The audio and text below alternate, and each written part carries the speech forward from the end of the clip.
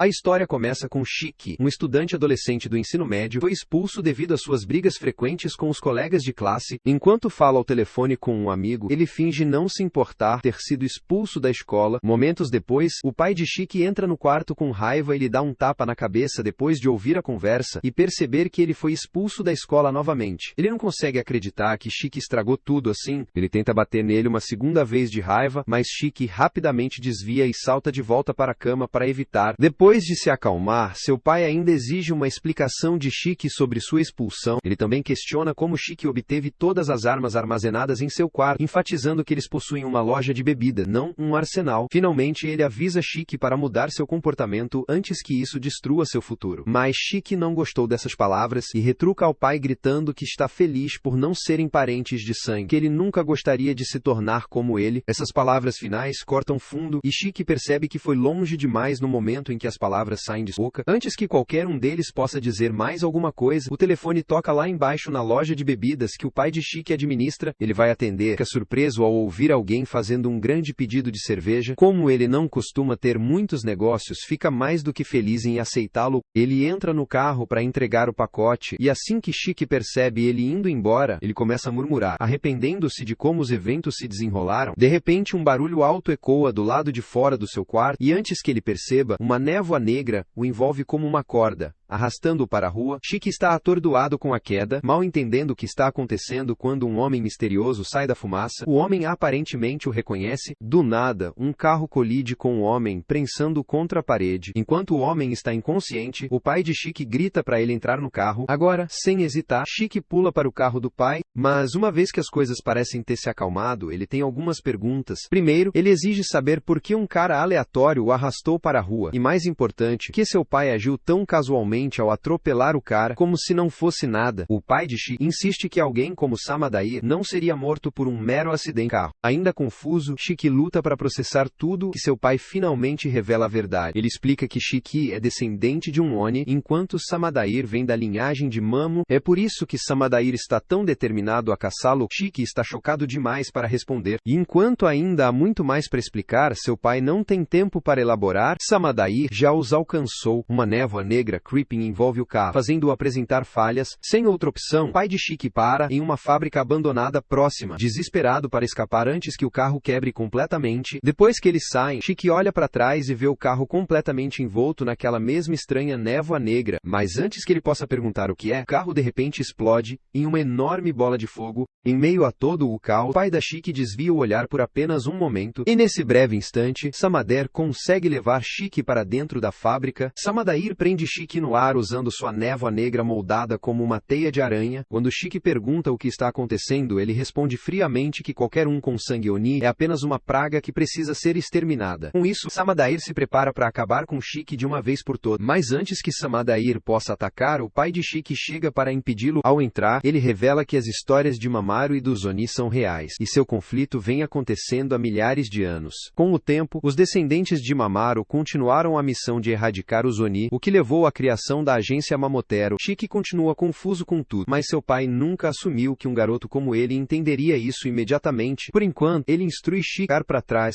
enquanto lida com Samadair. No entanto, no momento em que Samadair ouve que o pai de Shiki planeja confrontá-lo, ele convoca duas espadas da névoa escura e avança com uma velocidade incrível. No entanto, o pai de Shiki contra-ataca convocando sua própria lâmina de névoa, desviando o golpe. A névoa negra é uma habilidade distinta e exclusiva dos descendentes de Mamo. O pai de Shiki já fez parte da agência Mamotero e até lutou ao lado de Samadair no passado. Seu nome verdadeiro é Suoshi Mamo. No entanto, ele abandonou essa vida há anos para criar Shiki longe do alcance da agência. Infelizmente, ele nunca conseguiria manter Shiki escondido para sempre. Samadair então questiona Tsuyoshi perguntando se ele se esqueceu de quão perigosos os Oni realmente são. Mas Tsuyoshi não está interessado em discutir isso. Sua única preocupação agora é manter Shiki seguro. Tsuyoshi se defende contra Samadair por um tempo, mas eventualmente Samadair encontra uma abertura e corta seu peito em um instante. Tsuyoshi desaba no chão inconsciente, deixando Shiki horrorizado com o que acaba de ver. Shiki grita para Samadair por machucar seu pai. Samadair então volta seu foco para ele, pronto para acabar com isso. Mas, assim que ele se aproxima, Tsuyoshi, usando o que resta de sua força, agarra a perna de Samadir para impedi-lo de alcançar seu filho. Samadair exige saber por que Tsuyoshi arriscaria tanto para proteger uma criança com sangue Oni. Mas, Tsuyoshi responde que um pai não precisa de motivo para proteger seu filho. Ele reconhece que Shiki pode não ser a melhor pessoa e sim, ele só tem sangue, mas nunca machucou ninguém. Com isso em mente, Tsuyoshi desafia Samadair, perguntando como ele poderia justificar matar uma criança. As palavras de Tsuyoshi cortam fundo, despertando a culpa que Samadair vem carregando ultimamente. Mas ele se recusa a ouvir mais. Ele convoca sua espada, pronto para atacar. Shiki não pode fazer nada além de assistir em desespero enquanto seu pai enfrenta a morte nas mãos de Samadair, e a única coisa que passa pela mente de Shiki é um desejo avassalador de matar Samadair. O sangue começa a jorrar de cada parte do corpo de Shiki enquanto sua mente é consumida por puro ódio. Quando Samadair olha de volta para ele, Shiki já havia desaparecido. De repente, Samadair ouve o som de múltiplas armas sendo engatilhadas bem ao lado de sua cabeça. Surpreendido, ele instintivamente salta para trás, mal desviando do ataque, mas ainda não tem ideia de onde Shiki está. Nesse momento, uma gota de sangue atinge o chão. Samadair olha para cima apenas para ver Shiki agarrado ao teto. Ele fica atônito ao ver que Shiki conseguiu desbloquear seus poderes Oni e manipular seu próprio sangue tão rapidamente. Mas o verdadeiro terror está no que essas habilidades significam: a perda da humanidade. Sem isso, os Oni são absolutamente impiedosos, e Shiki não é exceção. Samadair levanta sua espada, parando-se para o próximo movimento de Shiki, mas, enquanto Shiki começa a lançar mísseis de sangue contra ele, Samadair rapidamente percebe que está em desvantagem e começa a recuar. Ele consegue sair da zona de explosão a tempo, mas a luta está longe de acabar. Shiki irrompe pela fumaça e, desferindo um potente chute, faz Samadair voar para alguns destroços. Shiki então se inclina sobre Samadair e solta uma devastadora chuva de tiros. O armazém inteiro é obliterado no caos. No entanto, de alguma forma, Samadair sobrevive ao ataque. Ainda mais inesperadamente, Shiki volta à sua forma humana. Confuso, ele olha para baixo para si mesmo, perplexo pelo sangue cobrindo seu corpo. Uma reação típica, já que ele não tem lembranças do que aconteceu durante sua transformação. E Samadair planeja aproveitar a confusão para acabar com Shiki antes que ele se transforme novamente. Ele começa a correr em direção a Shiki, repetindo que todos devem ser eliminados sem exceções. Shiki ainda não consegue controlar essa transformação à vontade, então ele é praticamente inútil. Justo quando a lâmina está prestes a atingir, Tsuyoshi se joga no caminho e recebe o golpe. Samadair fica atordoado que Tsuyoshi arriscaria sua vida por um Oni, mas o pai de Shiki reflete sobre as memórias queridas que compartilhou com Shiki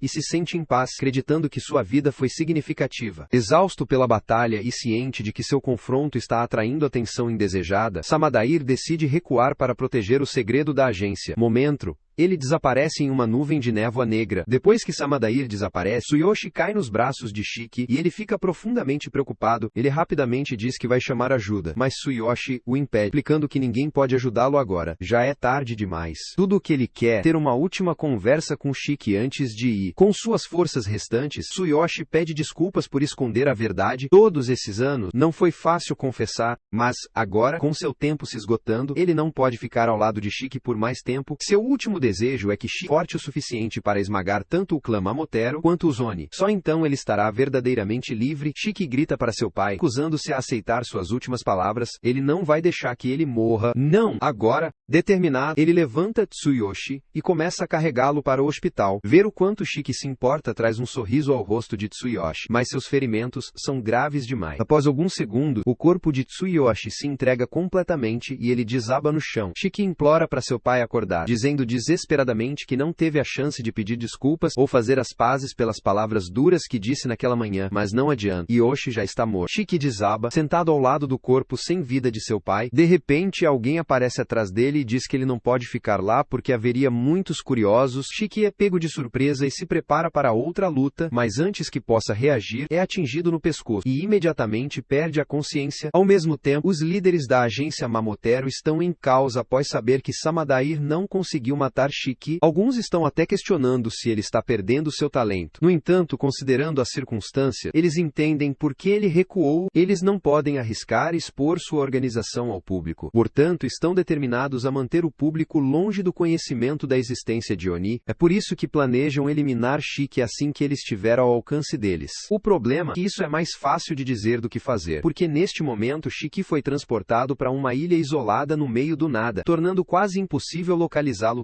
Agora, o plano é matricular Shiki em uma escola cheia de outros Oni como ele, para que possa desenvolver suas habilidades adequadamente. Mas antes de tudo, a OTAN deve realizar uma avaliação detalhada para determinar se Shiki realmente vale o esforço. Ainda assim, o diretor avisa a OTAN para ter certeza de que nenhum deles morra antes de estar totalmente treinado e pronto para a batalha. Um tempo depois, Shiki recupera a consciência e percebe que está amarrado a uma cadeira, enquanto o homem atrás dele se exercita casualmente com seu guarda-chuva. Estranhamente, isso nem chega perto da coisa mais aleatória que Shiki já encontrou. O homem se apresenta como OTAN, e agora que Shiki está acordado, ele diz que é hora de explicar tudo. Primeiro, ele expõe seus chifres para provar a Shiki que eles estão ambos no mesmo bar. Então ele explica que Shiki foi trazido ali para dois pós, avaliação e recuperação. Como Shiki sabe, a agência Matero usa a névoa negra para caçar pessoas honestas como eles. A pessoa que matou o pai de Shiki fazia parte desta organização, cuja missão final é erradicar todos os Oni do mundo. Para enfrentá-los, a agência Oni foi criada, e o papel da NATO é localizar Onis recém-despertos como Shiki e determinar se são adequados para se juntar. Isso é basicamente tudo. Com isso, a NATO pega seu tabuleiro e solta as amarras na boca de Shiki para que ele possa falar e fazer perguntas. Assim que Shiki recupera a capacidade de falar, ele imediatamente começa a gritar com NATO, exigindo respostas sobre o paradeiro de seu pai. Irritado com todo o grito, NATO reduz alguns pontos na avaliação de Shiki e explica que o corpo de seu pai está armazenado com segurança. No entanto, ele acrescenta de forma direta que isso não importa muito, já que o homem já está morto. Shiki está lutando para se soltar, mas esse comportamento agressivo é exatamente o motivo pelo qual NATO o prendeu no início, então não há chance de que ele o solte tão cedo. Shiki está furioso, mas percebe que gritar não vai adiantar. Shiki leva um momento para se recompor, pede calmamente a NATO para deixá-lo ir, dizendo que tem assuntos inacabados com o cara que matou seu pai. Mas, mesmo que sua voz esteja firme, a raiva ainda está estampada em seu rosto. Então, NATO nega seu pedido. Além disso, ele sabe que Shiki não teria chance contra um agente mamotero de qualquer forma, mas, se Shiki está tão determinado a jogar sua vida fora, NATO acha que há uma maneira melhor de avaliá-lo. Ele tira a gravata, e antes que Shiki consiga reagir, NATO aparece atrás dele e começa a estrangulá-lo com ela. O teste é simples. Shiki tem que escapar de alguma forma. Se ele falhar, ele morre. Qualquer resultado está bom para NATO. Shiki não vai deixar algum estranho tirar sua vida. Ele luta desesperadamente, mesmo enquanto o sangue começa a encher seus olhos, mas no final, ele desmaia inconsciente. NATO está pronto para estrangular a vida dele de uma vez por todas. Mas, quando Shiki desmaia, seu subconsciente assume o controle, ativando seu único estado de berserker. O sangue no chão de repente forma espinhos afiados, forçando NATO a recuar. No momento em que ele desvia o olhar, Shiki convoca uma metralhadora e a aponta diretamente para ele. Shiki puxa o gatilho sem pensar duas vezes. Mas quando a fumaça se dissipa, NATO está ileso, protegido por seu guarda-chuva. É claro para ele que Shiki ainda não dominou suas habilidades. A única maneira que ele consegue lutar, perdendo o controle e ficando berserker. Mesmo assim, NATO vê isso como um momento perfeito para lhe dar uma lição, então ele pretende conter Shiki o mais gentilmente possível. Quando Shiki finalmente volta a si, ele nota seus braços encharcados de sangue e NATO em pé sobre ele. Ele está completamente confuso sobre o que acabou de acontecer, mas NATO não se surpreende quando a Noni fica fora de si. Eles perdem toda a consciência e destroem tudo ao seu redor. É exatamente por isso que o quarto agora está coberto de sangue. Shiki ainda não consegue entender nada do que NATO está dizendo, e NATO está começando a suspeitar que o cara pode ser apenas um idiota. Para deixar claro, NATO vê Shiki como um brutamontes desajeitado sem noção de como controlar seu sangue. Então ele diz que ele está oficialmente desqualificado. Shiki está furioso com como as coisas aconteceram. Mas, através de sua raiva, uma verdade se torna inegável. NATO está em um nível totalmente diferente. Não há como Shiki derrubá-lo sozinho. Admitir isso fere seu orgulho. Mas se ele quer enfrentar a agência Matero e vingar seu pai, ele precisará de toda a ajuda que conseguir. Shiki reprime seu orgulho e baixa a cabeça. cabeça, implorando a Nato para aceitá-lo como aluno, mas Nato já teve o suficiente dele e o rejeita imediatamente em uma luta real. Correr para a briga sem pensar é uma sentença de morte, e alguém como Shiki, que perdeu o controle e ficou fora de si, não sobreviveria por muito tempo. Ele não consegue controlar seu sangue. Francamente, ele é apenas um idiota. Nato não tem interesse em perder tempo com um aluno sem esperança como esse. Agora que Nato percebeu que Shiki é inútil, ele não pode se dar ao luxo de deixar um berserker incontrolável vivo e precisa eliminá-lo. Shiki está chocado com as palavras da Nato, mas, com base no que ele sabe sobre ele, entende que a ameaça é real. Se ele quer viver, terá que agir rápido. Shiki se vira e sai correndo enquanto Nato convoca seu guarda-chuva de sangue, mas ele sabe que não há como escapar antes do ataque atingir, então,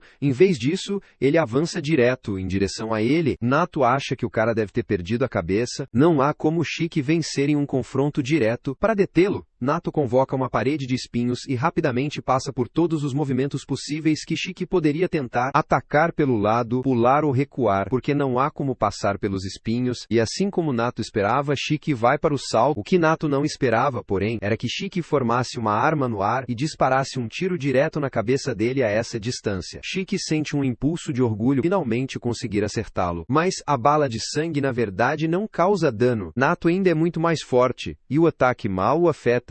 Ele está atordoado que Shiki poderia comandar seu próprio sangue, mas assume que foi apenas uma coincidência, especialmente porque Shiki parece estar perto de perder o controle novamente. A última coisa que ele quer é outro acesso de berserk. Então, Nato prepara seu movimento mais forte para derrubar Shiki rapidamente. Mas, para sua surpresa, Shiki realmente recupera o controle, segurando seu estado berserk. Talvez não fosse apenas sorte, afinal, a Nato está perplexa com o sucesso de Shiki e exige uma explicação. Shiki revela que ele simplesmente imitou a técnica da Nato após vê-lo usar seu anel para cortar o dedo e invocar o guarda-chuva de sangue. Ele tentou o mesmo. Ele mentalmente desejou que seu braço se transformasse em uma arma, e com pura força de determinação, funcionou. Felizmente para ele, o risco valeu a pena. A Nato luta para aceitar que uma abordagem tão imprudente realmente teve sucesso. No entanto, ele não pode discutir com os resultados. Normalmente, um Oni deve manter um controle emocional perfeito para evitar entrar em estado berserk. Por isso que lutadores impulsivos como Shiki geralmente perdem o controle e caem no caos. Mas Shiki não é como os outros. Ele não suprimiu suas emoções. Ele as dominou e forçou seu modo berserk a obedecê-lo. É uma abordagem rude e não refinada, mas a força que isso lhe deu foi indiscutivelmente explosiva. Shiki diz a Nato que seu único objetivo é se tornar forte o suficiente para matar o homem que assassinou seu pai. Então, ele faz um voto: se a Nato fizer seu subordinado, ele dará tudo de si para aprender o que quer que a Nato esteja disposta a ensinar. Shiki está sendo completamente sincero, e a Nato pode perceber, mas ainda assim ele o recusa. O que Shiki fez foi basicamente uma aposta imprudente com a vida dele, e ele não tinha nenhum tipo de plano de contingência caso as coisas dessem errado. Para Nato, esse tipo de imprudência ainda sinaliza inexperiência. Mesmo assim, ele não acredita que Shiki esteja totalmente sem potencial. No final, Nato decide poupar Shiki e levá-lo como aluno, interrompendo a execução. Ele se recusa a explicar o que exatamente mudou sua opinião, mas o importante é que agora ele vê um verdadeiro potencial em Shiki, e Nato não é do tipo que deixa o talento bruto ir para o lixo. A ilha se chama Onagashima, e no seu centro está a Academia Rosetta, uma escola criada especificamente para Oni. Nato explica que é uma academia militar onde os Oni são treinados para combater a agência Mamero. Mas Shiki parece menos interessado em tudo isso e mais chocado pela realização de que ele está realmente em uma ilha. Nato dá um soco na cara de Shiki falar bobagens enquanto ainda está tentando explicar as coisas. Ele então anuncia que é o professor da sala na academia, o que significa que ele será responsável por Shiki e pelos outros alunos a partir de agora. Shiki terá que viver no campus, passar por treinamento e lutar regularmente para se preparar para enfrentar os agentes Matero. Portanto, é melhor ele estar preparado, mas a mente de Shiki está sobrecarregada com todas as informações que Nato acabou de lhe passar. Ainda há muito que ele não entende completamente, mas no final, isso não importa para ele. Ele fará o necessário, desde que significar forte o suficiente para se vingar. Um pouco mais tarde, Nato leva Shiki para o vestiário, para que ele possa vestir seu novo uniforme escolar. Shiki se sente um pouco estranho com isso. Ele nunca pensou que usaria um novamente depois de ser expulso de sua escola anterior. Nato então menciona que há alguns outros alunos em sua classe, mas de todos, Shiki é o menos habilidoso, então é melhor ele evitar brigas. Shiki também pergunta sobre seu pai, e Nato explica que o corpo está sendo mantido no necrotério. Cabe a Shiki decidir sobre os arranjos do funeral. O bom humor de Shiki desaparece no momento em que é lembrado da morte de seu pai. No entanto, Nato lhe diz que não adianta ficar se lamentando por arrependimentos do passado. Em vez disso, ele deve canalizar essa dor para se tornar mais forte, para que nunca mais sinta esse tipo de arrependimento. Com isso, Nato sai patinando, dizendo que não há tempo a perder e que Shiki tem apenas 15 segundos para chegar à aula antes de se atrasar. Shiki reclama que não é justo, mas sabendo que não tem outra opção, ele corre atrás dele. Eles finalmente chegam à porta da sala de aula e Shiki começa a pensar na maneira mais impressionante de fazer sua entrada. Mas Nato não tem paciência para isso e simplesmente o chuta pela porta, fazendo com que Shiki caia de rosto no chão e acabe com um sangramento no nariz. Notando o sangue, ele imediatamente pede um lenço para a pessoa mais próxima. Em vez disso, JYN diz para ele ficar quieto, que instantaneamente irrita Shiki, fazendo com que ele chegue bem perto de JYN. JYN não é o único aluno na sala. Outros como Akari, Kina, Guji, Hokiro e Homer também estão aqui. Mas no momento, Shiki não está nem aí para eles, seu foco está exclusivamente em JYN porque ele tem assuntos inacabados com ele. De repente, Shiki e JYN percebem que estão sentados lado a lado com Nato bem atrás dele. Nenhum deles percebeu ele se mover, que os deixa paralisados de medo. Mesmo assim, Shiki resmunga que não quer sentar ao lado de alguém como JYN. Infelizmente, Nato não tem interesse nenhum no drama mesquinho de Shiki. Sem perder tempo, ele segue com um anúncio da aula, revelando que a atividade de hoje será um simples jogo de pega-pega. Shiki está perplexo e perguntando se veio para essa escola para brincar. Nato os leva para fora e explica que este lugar se chama Floresta Shinra. As regras são simples. Eles têm 1 hora para voltar à escola sem serem pegos por ele. Qualquer um que ele marcar enfrenta a expulsão imediata. Para equilibrar as chances, ele promete não usar suas habilidades de sangue de forma alguma. Enquanto os alunos estão livres para usar as suas o quanto quiserem, ele emite um aviso. Se alguém perder o controle e ficar descontrolado, ele não terá escolha a não ser liberar seu próprio poder, e as coisas ficarão feias para eles. JYN pergunta a Nato, e se alguém conseguir matar Nato durante o jogo? Nato responde que qualquer um habilidoso o suficiente para derrubá-lo ganharia a graduação instantânea e o direito de se juntar a qualquer unidade que escolher. Ele os desafia casualmente a tentar, mas avisa que não cairá sem lutar. Agora que todos sabem sobre as recompensas, estão ansiosos pelo jogo. Shiki, no entanto, se sente um pouco inseguro, já que ainda está se ajustando, mas uma pequena hesitação não o impedirá. Ele está determinado a dar o seu melhor, então diz a Nato que está pronto para começar o jogo. Antes de começar, Nato adiciona mais uma regra. Para completar o jogo, eles precisariam ter reivindicado uma das orbes azuis legais. Ele segura apenas 2 na mão, e então as joga fundo na floresta. Depois disso, ele diz aos alunos que, se não conseguirem encontrar uma das orbes antes do final do jogo, sua vitória será inútil, mesmo que consigam alcançar o objetivo. Os alunos notam que o Nato só jogou 2 bolas na floresta, mesmo sabendo que tem 7 delas. Eles imediatamente assumem que ele quer que briguem pelas orbes azuis. No entanto, Nato explica que ele vai dividir eles em 3 grupos. Por causa disso, o primeiro grupo seria formado por Agamare, Shiki e JYN. O segundo grupo teria Ikari e Guji. Finalmente, o terceiro grupo teria Hokiro e Kina. Para tornar as coisas mais interessantes, Nato diz que os grupos 2 e 3 terão que compartilhar apenas uma bola. Todos imediatamente ficam animados ao ouvir isso, sabendo que significa que pelo menos 3 alunos serão expulsos. Nato abre o portão e diz para eles entrarem primeiro. Ele vai seguir 15 minutos depois. Mas antes de entrarem, Shiki reclama de estar na equipe com JYN, dizendo que não há como ele se juntar ao time. Nato simplesmente diz a ele que se ele não consegue trabalhar com os termos, ele será expulso. Homer então se apresenta a Shiki, transmitindo uma vibe tímida enquanto se inclina e diz que fará o possível para não atrapalhar, mas, em resposta, Shiki apenas a observa com admiração. Não é surpresa que ele tenha sido um total idiota desde criança, então as garotas sempre mantiveram distância, mas, agora, pela primeira vez em anos, uma garota bonita falou com ele, e ele imediatamente promete protegê-la a qualquer custo. Homer fica vermelha ao ouvir isso, e diz a ele para não se incomodar tanto. Ela só quer ficar fora do caminho. Shiki, ao ouvir isso, sente que acertou na loteria. Ele está prestes a conquistar uma garota que não é apenas bonita, mas também humilde. Homer também se apresenta para JYN, mas ele a ignora completamente, deixando-a devastada. Shiki grita com JYN por fazer Homer chorar, então faz o seu melhor para animá-la, chamando-a de fofa. Pelo olhar no rosto dela, claramente funciona, ela está feliz. Shiki e JYN continuam discutindo até que Nato intervém, dizendo para eles se calarem e começarem o jogo sem hesitação. JYN e Shiki entram. Omema, sentindo-se um pouco nervoso, pausa por um momento antes de segui-lo. Enquanto JYN corre pela floresta, ele se lembra de Nato dizendo que quem o matasse ganharia uma graduação instantânea. Ele acredita que esta é a oportunidade perfeita para sair daqui rapidamente e vingar sua família. Nesse momento, Shisiki se aproxima dele por trás, quase o acerta acerta com um bastão bem pesado. Eles ficam frente a frente. O que Shiki quer é que JYN retire o que disse sobre sua razão para estar aqui ser inútil. Em uma tentativa de provar quão forte ele é, JYN tira a máscara e mostra as cicatrizes assustadoras que tem na boca. Mas Shiki não se intimida com isso, que acha que exibir cicatrizes é algo que apenas pessoas fracas fazem. JYN então rasga o próprio braço. 3 motosserras de sangue giratórias emergem de seu braço. Os olhos de Shiki se arregalam em surpresa ao se perguntar como JYN está controlando seu único sangue com tanta facilidade. JYN percebe que Shiki está intimidado com isso. Ele diz a Shiki para simplesmente correr se estiver com medo. É então que ele descobre que Shiki veio até aqui para vingar seu pai morto. Por essa razão, JYN acredita que eles nunca vão se entender. Shiki também tenta controlar seu sangue. Ele morde o dedo e deixa o sangue escorrer, mas nada acontece. Ele só acaba se envergonhando. Ele está furioso que JYN consegue fazer isso tão facilmente enquanto ele não consegue. Shiki nunca foi do tipo que se esquiva de uma briga, então ele pega seu bastão, parte para cima de JYN, dando tudo de si. Enquanto isso, Homer está perdido na floresta e começando a ficar realmente desanimada. Ela tropeça, cai de cara no chão, dizendo que alguém como ela não pertence aqui. Ela encontra brevemente a esperança, lembrando que Shiki disse que trabalhariam juntos, mas rapidamente a perde novamente quando percebe que depende demais dos outros. Mesmo assim, ela continua caminhando, sem perceber que acabou de passar por uma das esferas azuis que deveria coletar. Enquanto isso, os outros alunos esperam do lado de fora, se perguntando como as coisas estão indo dentro da floresta. Ao mesmo tempo, Shiki e JYN ainda estão se batendo, e está claro que Shiki está levando uma... JYN desvia de todos os ataques de Shiki. Ele está realmente frustrado com a facilidade com que JYN consegue controlar seu sangue. Até a forma que seu sangue assume quando ele controla é bem diferente da dele. No meio da briga, suas 2 células cerebrais se conectam, e ele percebe que a forma do seu sangue é ainda diferente da de Nato. Isso o faz perceber que pode moldar ou formar seu sangue como quiser. Mas, no próximo momento, JYN dá um tapa na cara dele e o nocauteia. Achando que venceu, JYN se vira para ir embora. Mas Shiki se levanta. JYN dispara um corte de sangue contra ele. Mas no pior momento possível, Homemary entra no caminho. Felizmente, Shiki consegue puxá-la para fora do caminho a tempo. Homemary está deitada no chão, abre os olhos e vê que Shiki se machucou protegendo a Kadazao. Ela está dominada pela culpa e começa a se curvar e a pedir desculpas repetidamente. Mas Shiki diz a ela para não se preocupar. A culpa foi do JYN, não dela. Quando Shiki olha de volta para ela, vê um enorme monstro Oni aparecer em cima de Homer. Ele parece meio com uma titã fêmea. Homer permanece de joelhos e pede a ambos para correrem para longe dali o mais rápido derem, ou o monstro vai matá-los.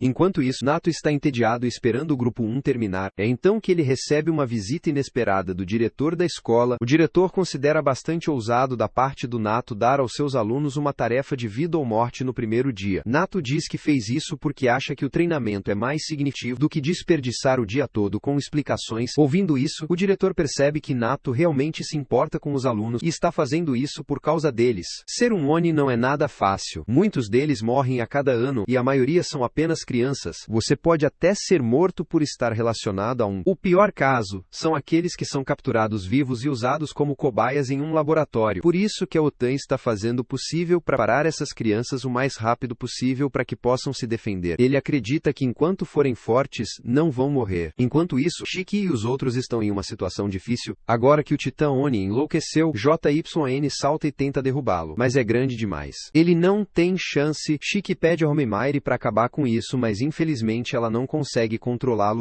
Ela então desmaia no chão devido à grande perda de sangue. O primeiro instinto de Shiki é correr até lá e puxá-la para longe, mas ao chegar lá ele fica surpreso ao ver que o Titã está na verdade protegendo a Somargeo. O Titã Oni então lança um ataque pesado de sangue que faz Shiki e JYN voarem. Homemary reúne um pouco de força, chama o Titã e se refere a ele como sua irmã. Ela implora para que ele pare com toda essa destruição. Quando Shiki se levanta, Homer aconselha que eles fujam antes que sejam mortos, mas Shiki diz que definitivamente não vai fazer isso, porque significaria que ela vai sangrar até morrer bem na frente dele. Ele não pode simplesmente deixá-la morrer assim. No fundo dos arbustos, Nato observa a distância e vê que esse titã gigante é a habilidade especial de sangue de Homer. Ele está curioso para ver como as crianças lidam com isso. No meio do caos, Shiki tenta invocar seu próprio poder de sangue, mas falha novamente. Nato vê isso e sabe que não vai funcionar dessa vez. Shiki só conseguiu fazer isso por pura sorte. Titã lança um ataque jogando várias pedras em Shiki, fazendo-o voar para trás. Nesse ponto, ele começa a se sentir realmente patético. Seu pai morreu apenas para protegê-lo, mas agora ele ainda é inútil. Ele olha para baixo enquanto começa a chorar, dizendo que ser fraco é tão frustrante e humilhante. Justo então, JYN avança e diz a Shiki que se ele está chorando, deveria ir chorar em outro lugar. JYN então extrai seu sangue e invoca duas armas serra elétrica de suas mãos e agora está cara a cara com o Titã Oni. Ele ainda está um pouco abalado pelo último ataque que sofreu, mas não é nada que não possa lidar. Amy ainda observa a distância e reconhece que JYN criar dois tipos diferentes de armas ao mesmo tempo exigiria controle sério de seu sangue Oni. Ele definitivamente tem alguma experiência.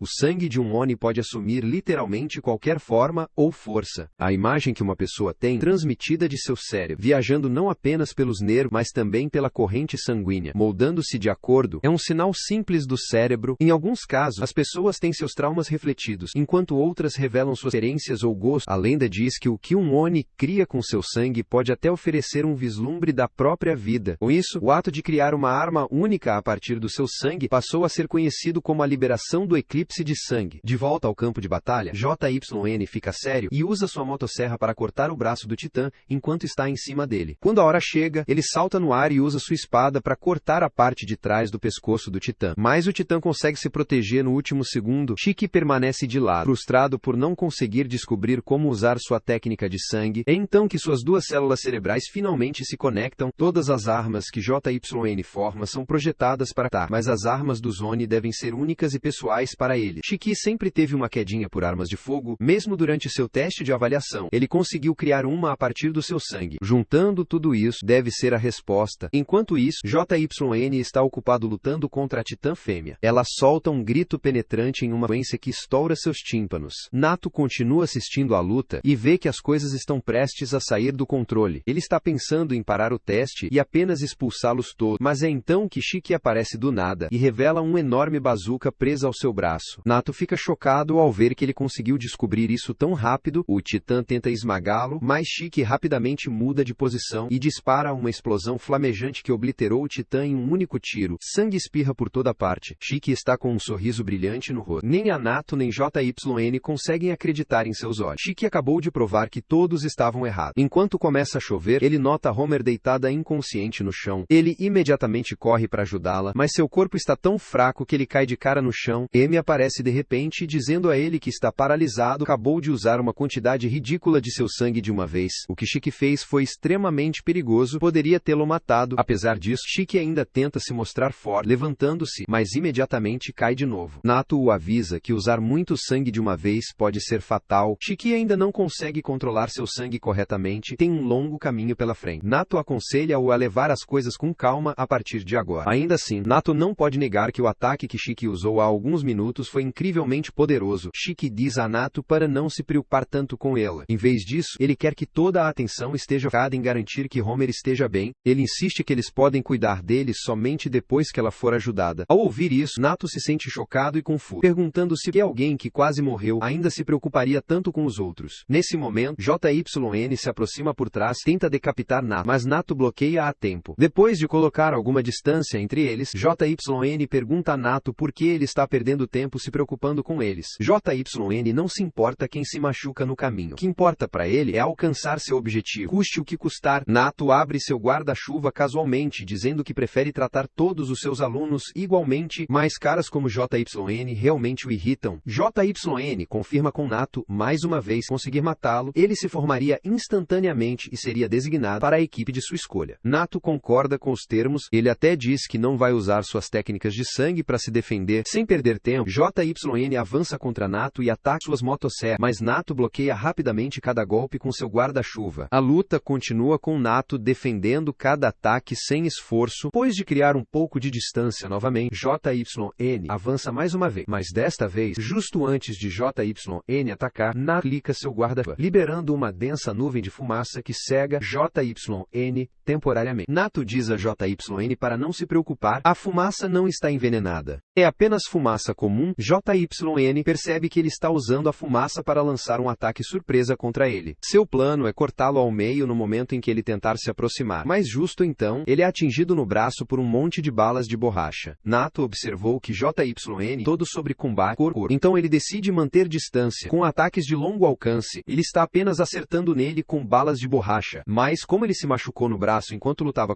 Nato tem certeza de que dói pra caramba. No entanto, entanto, JYN ainda tem mais um truque na manga. Ele libera sua nova liberação de eclipse de sangue e lança várias lâminas giratórias em Nato. Nato desvia delas com facilidade, mas fica surpreso que JYN encontrou uma forma de contra-atacar a defesa de longo alcance. A luta dele se eleva ao ar e JYN se aproxima por trás dele, tentando acabar com tudo. Mas Nato o pega de surpresa com outra granada de fumaça. JYN aterrissa no meio do chão coberto de fumaça e imediatamente assume que Nato tentará atingi-lo do norte, mas Nato se aproxima por trás e desferiu um soco forte em suas costas, fazendo-o voar. Enquanto Nato caminha em direção a ele, diz que assumir que seu oponente sempre atacará à distância é uma boa maneira de se matar. JYN era um alvo fácil porque continuava favorecendo seu braço direito. Nato diz a ele que seu maior erro foi pensar que poderia vencer essa luta enquanto estava machucado. Então ele usa seu guarda-chuva especial para prender JYN, mas JYN usou tanto sangue, fraco demais até para se libertar. Shiki observa tudo e fica sem palavras. Nato continua a falar, dizendo a JYN que se essa fosse uma batalha real, ele já estaria morto. Nisso, Nato revela que JYN está indo a tais extremos só para ver o pai dele novamente. JYN fica chocado ao saber disso. Nato explica que fez algumas investigações e descobriu tudo, como o fato de que o pai de JYN é um matero. Shiki ouve isso e fica atônito agora que seu segredo foi revelado. JYN decide que não há mais sentido em esconder nada. Ele começa dizendo que seu pai era um desgraçado miserável que tirou tudo dele, sua família e seus sonhos. As cicatrizes espalhadas pelo corpo de JYN são lembranças dolorosas gravadas nele pelo pai. E o ódio que ele sente desde a infância nunca desapareceu. Quando era criança, ele mal sobreviveu, vivendo de restos que encontrava em lixeiras nas ruas. Agora, o único propósito que o motiva é matar seu pai,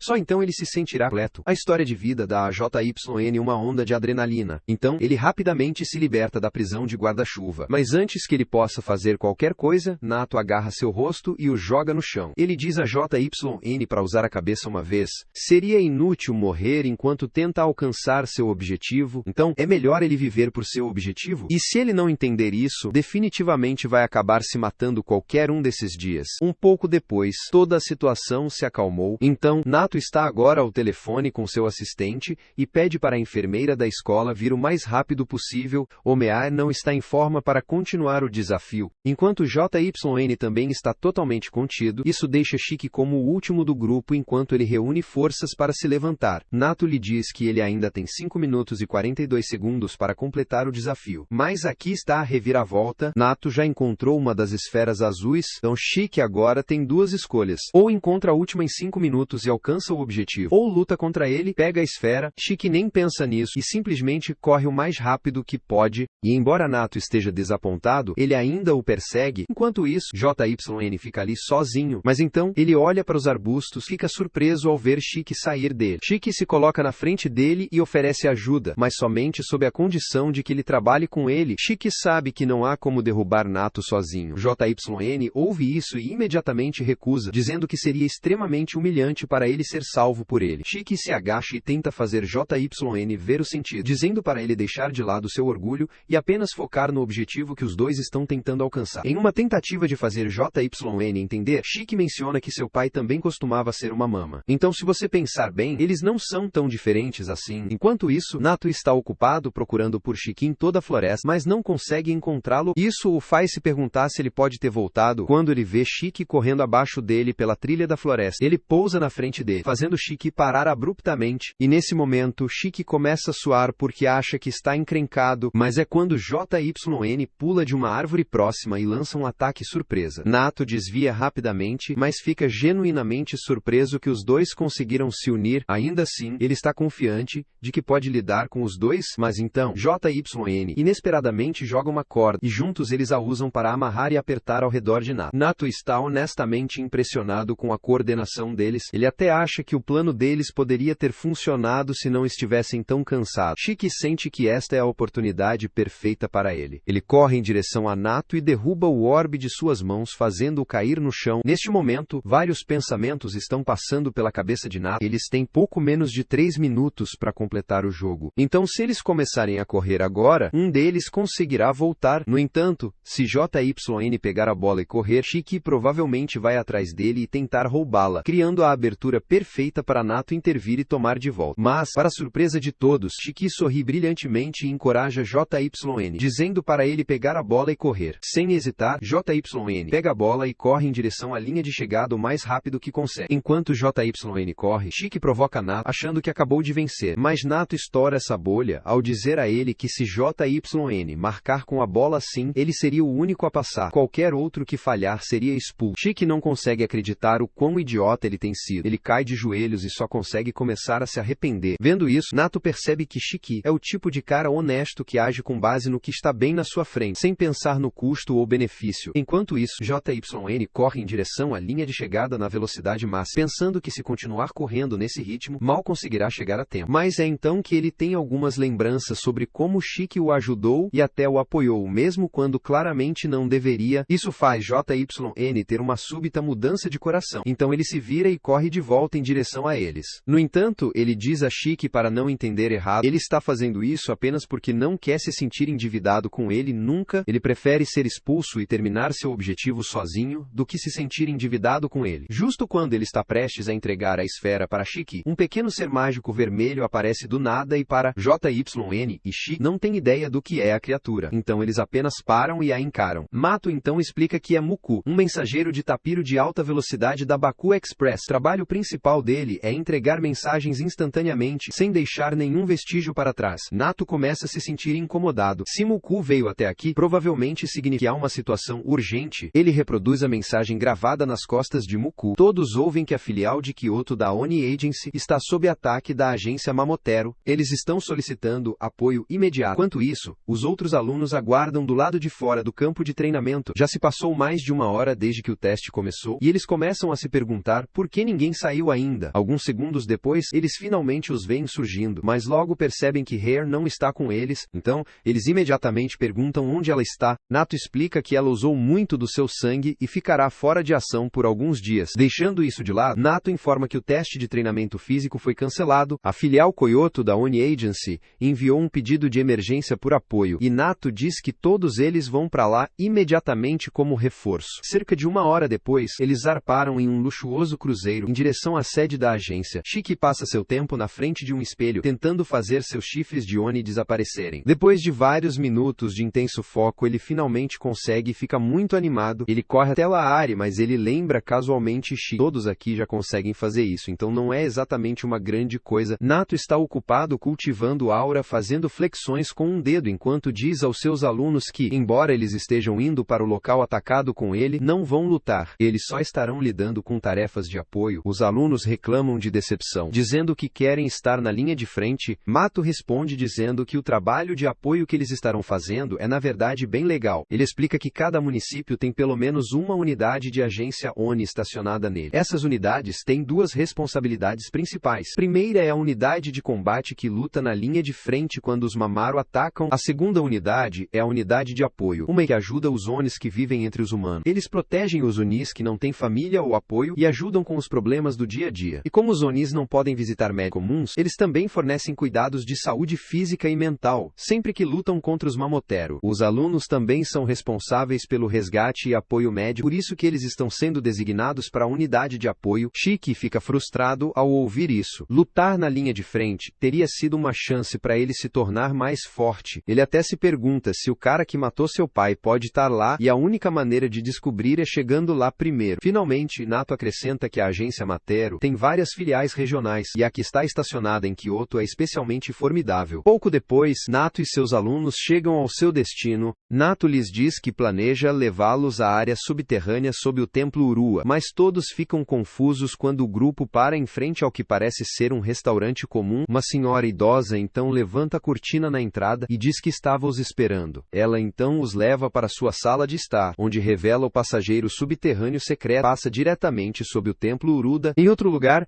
vemos Tsubakiri, o capitão da agência Mamotero, que acaba de massacrar uma unidade inteira de Oni com a ajuda de seu fiel vice-capitão, Yamogi, e o Mogi está meio irritado porque Tsubakiri se empolgou um pouco ao lidar com os Oni. Limpar essa bagunça vai ser uma verdadeira dor de cabeça, mas Tsubakiri se defende, dizendo que simplesmente não consegue resistir a conduzir experimentos nos Oni sempre que os encontra. Ele está um pouco chateado que desta vez só havia Oni masculinos. Ele prefere usar Oni femininos para seus experimentos porque elas têm uma maior tolerância à dor. E o Mogi sente que os experimentos de Subbbaker saíram um pouco do controle, especialmente sua última criação, uma híbrido horrendo de um cachorro, um macaco e um fazão. Tsubakiri admite que a criatura é realmente feia, mas insiste que é extremamente irritante por desta vez ele conseguiu criar um comedor de Oni que elogia apenas outros Oni, que é a arma biológica anti-I definitiva. E o Mogi avisa Tsubakiri para não perder de vista seu objetivo, que é proteger os civis e destruir os perigosos Oni. Mas Tsubakiri está mais preocupado em descobrir os mistérios do sangue Oni, coisas como seu poder de cura, a maneira como ele se muda e as armas que permite que eles fabriquem. E o Mogi lembra Tsubakiri que ele só consegue realizar esses pequenos experimentos porque é membro da agência, então ele deveria pelo menos tentar contribuir um pouco. Tsubiri continua a divagar sobre todas as maravilhas que ele seria capaz de realizar se conseguisse controlar o sangue Oni, mas o que ele não sabe é que há um garotinho Oni escondido com medo enquanto escuta todas as coisas terríveis que eles acabaram de dizer. As vozes dos agentes Mamotero lentamente desaparecem, então o garoto solta um suspiro de alívio pensando que acabou de escapar da morte, mas Tsubiri então coloca a cabeça para fora na frente dele. O garoto recua assustado. Acontece que Tsubiri sabia que ele estava lá o tempo todo. Tsubakiri sente que é seu dia de sorte porque ele estava realmente precisando de espécimes infantis, mas felizmente para ele, ele acabou de encontrar um. E o Mogi se aproxima e o acerta forte com a intenção de nocauteá-lo, mas o menino ainda está consciente e reunindo forças para se levantar, enquanto ela o chuta, uma gota de sangue respinga no uniforme de Tsubakiri, e o Mogi percebe que isso é ruim. Tsubakiri então se aproxima do menino Oni e começa a chutá-lo também, explicando que, embora esteja interessado em estudar o sangue Oni, ele se sente enojado por isso. Finalmente, Tsubiri mostra seu poder manipulando os cadáveres dos Oni caídos e enrolando-os todos juntos em uma pilha massiva. Ele esmaga o menino por baixo deles até que ele morra. As habilidades deles permitem que lutem usando bactérias negras de seus corpos.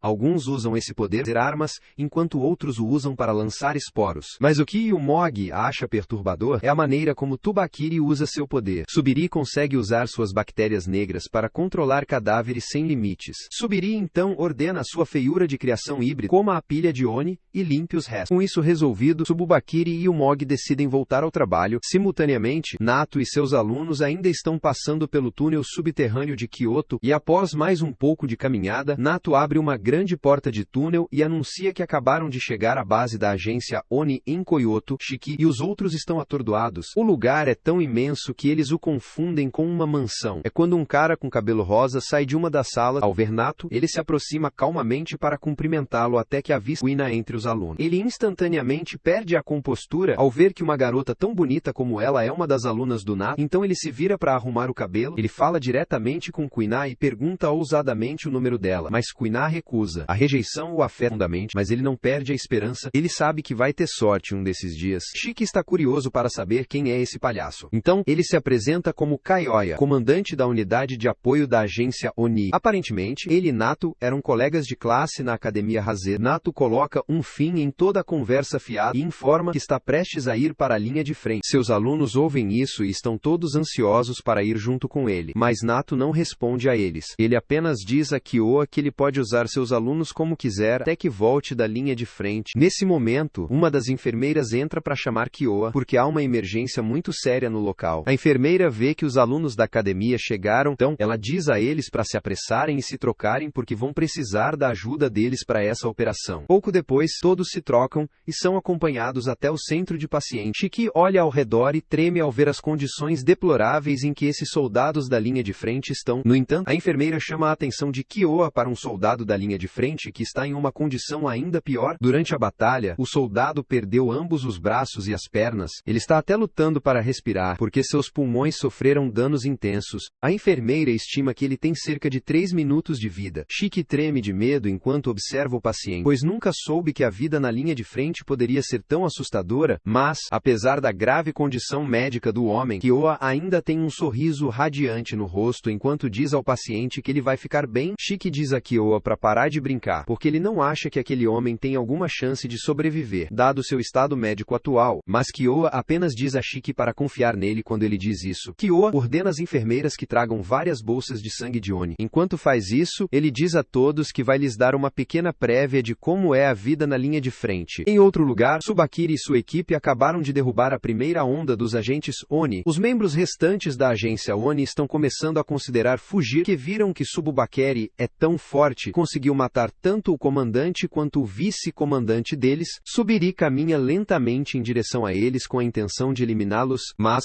o Nato chega no último segundo e usa seu poder de eclipse de sangue para convocar arqueiros de sangue que disparam flechas neles simultaneamente. Tsubakiri consegue bloquear usando os cadáveres dos Oni como escudos. Com isso resolvido, Tsubakiri informa ao Nato que ouviu que há um lugar onde os Oni de Kyoto têm se reunido silenciosamente. Ele pergunta se isso significa que a espécie Oni desapareceria se eles os eliminassem todos, mas o Nato não tem ideia do que ele está falando. Então Tsubakiri apenas assume que era só um boato. Afinal, de volta à agência, vários sacos de sangue de Oni foram conectados ao corpo de Kyoa. Ele olha para o paciente e pergunta se ele gostaria de recuperar os braços ou as pernas. Considerando seu problema pulmonar, ele não consegue realmente falar, então Kyoa apenas diz para ele usar os movimentos da boca para indicar sua resposta. O paciente indica que prefere crescer os braços de volta primeiro e ainda quer poder abraçar seus filhos se sobreviver. Kyoa o garante que ele vai voltar para seus filhos depois disso. Kyoa pega um bisturi e o usa para perfurar sua pele, permitindo que um grosso fluxo de seu sangue Oni escorra para a boca do paciente. O paciente começa a gritar de dor, então as enfermeiras pedem aos estudantes que finalmente se tornem úteis segurando o paciente enquanto ele grita. Alguns segundos depois, os sacos de sangue estão quase imediatamente vazios, então a enfermeira pede aos estudantes menos ocupados que vão para a sala ao lado tragam mais sangue. Shiki continua a conter o paciente até que ele olha para o braço do cara e vê que está começando a regenerar lentamente. Ele recua em choque. O processo de regeneração celular já começou, então os braços dele começam a brotar de volta e os pulmões lentamente começam a se reparar. Os alunos observam isso e ficam chocados ao ver que os braços e os pulmões do homem foram curados. Shiki pergunta a Kyoa se as pernas do paciente também vão regenerar. Kyoa responde que elas vão regenerar com o tempo e as doses médicas corretas. Kyoa explica ainda que se tentarem regenerar tanto os braços quanto as pernas ao mesmo tempo, o paciente provavelmente desenvolverá alguns anticorpos, e uma vez que isso acontecer, nenhuma quantidade de transfusão de sangue será capaz de resolver. O paciente provavelmente será afastado da unidade de combate após isso, mas Kyoa diz a ele que ainda pode se juntar à equipe de apoio se ainda quiser ajudar a agência. O paciente ouve isso e não consegue fazer nada além de derramar lágrimas de alegria enquanto agradece a Kyoa por tudo que ele fez por ele. Kyoa então chama a atenção dos alunos, dizendo que nesta guerra em andamento, este paciente que ele acaba de salvar poderia muito bem ser qualquer um deles agora. Ele entende que eles estão tão ansiosos para lutar na linha de frente. No entanto, ele os lembra que aqueles que lutam contra os monstros perigosos na linha de frente sempre sobrevivem porque tem alguém atrás deles mantendo-os seguros. Esse é exatamente o trabalho da unidade de apoio. Os estudantes agora entendem quão legal e importante é o papel de apoio, então eles até se oferecem para ajudar de qualquer maneira que puderem. Kyoa tem o trabalho perfeito para Shiki. Ele pede para Shiki cuidar da garotinha chamada Mei ali. Mei foi trazida ontem porque foi atacada por uma mama e seus pais ainda não foram encontrados. Kyoa conta com Shiki para fazer companhia a ela até novo aviso. Shiki se senta ao lado de Mei. Ele tenta iniciar uma conversa fazendo um bate-papo, mas ela o ignora completamente. Ela finalmente fala quando Shiki pergunta se ela quer ir para Uralda. Ela responde, dizendo que não sabe onde é isso. Shiki fica chocado ao ouvir que ela não sabe onde fica esse lugar, porque é tão popular que é ensinado na escola primária. Mas Shiki recebe uma explicação clara quando Mei lhe diz que nunca foi a uma escola. Depois disso, eles caminham pelo corredor e veem que uma nova onda de agentes Oni foi morta pela mama. Portanto, seus corpos estão sendo levados rapidamente para serem descartados adequadamente. Mei olha para alguns dos corpos que passam e 2 deles acabam sendo sua mãe e seu pai. Mei descobre que eles morreram durante a batalha e não pode fazer nada além de chorar e lamentar. De volta à linha de frente, Subiri tem um sorriso alto enquanto explica a Otan que deixou alguns corpos de Oni para trás que estavam contaminados com suas bactérias. Ele se certificou de que eles eram fáceis de encontrar e presumiu que trariam aqueles corpos de volta à base. Em outras palavras, eles acabaram trazendo corpos para a base que Tsubakiri pode controlar sempre que quiser. Nato arregala os olhos em choque ao perceber isso. Subiri não tem certeza se os corpos já chegaram à base deles. Então, ele decide fazer um pequeno teste, movendo os dedos para reanimá-los.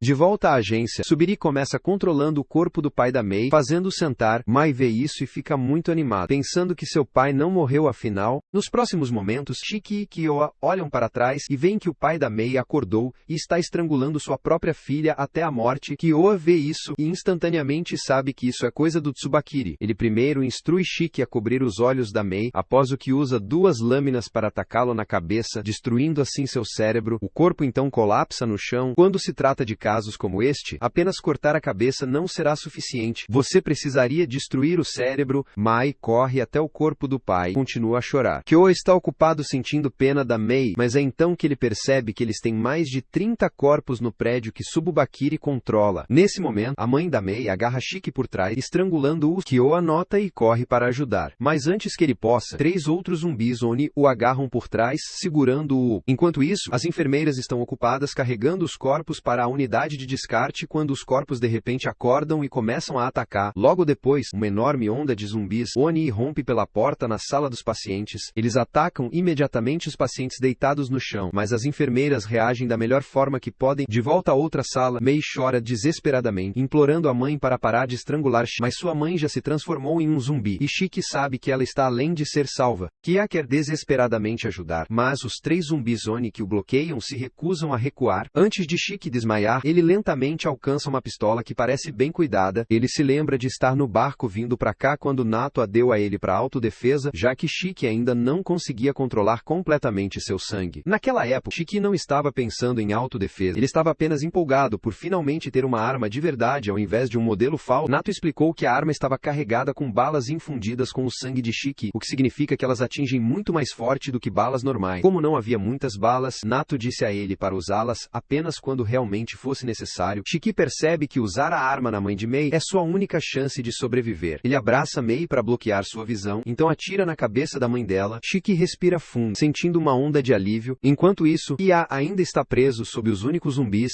mas Shiki o salva atirando na cabeça dos 3, matando-os instantaneamente. Kyoa empurra a pilha de corpos para longe de si e olha para Shiki. Eles se ajudam a se levantar e Kyoa diz que vai cuidar de levar os pacientes para segurança, enquanto Shiki assume o controle de lidar com os zumbis Oni no salão principal. Enquanto isso, os pacientes estão a segundos de se tornarem comida de zumbis, até que Arari rompe, salvando-os no último momento ao acertar os zumbis com socos fortes na cara. Os outros alunos se juntam à luta, se defendendo, mas, depois de um tempo, eles percebem algo estranho. Não importa quantas vezes eles acertem os zumbis, as criaturas simplesmente não ficam no chão. JYN parece preocupado, claramente se perguntando o que devem fazer em seguida. É então que Shiki de repente grita, dizendo a todos que a única forma de derrotar os zumbis é com um tiro na cabeça. Qualquer golpe em outra parte do corpo não os matará. Ouvindo isso, JYN rapidamente usa sua técnica de eclipse, lançando 3 shurikens de sangue direcionados diretamente às cabeças dos zumbis. Assim como Shiki disse, eles caem instantaneamente, mortos para sempre. Os outros veem isso e agora estão convencidos de que é assim que precisam lutar. Com isso resolvido, Kyoa ordena à unidade de suporte que se concentre em evacuar os pacientes e evitar mais vítimas. Shiki continua atirando com sua pistola, derrubando múltiplos zumbis de uma vez.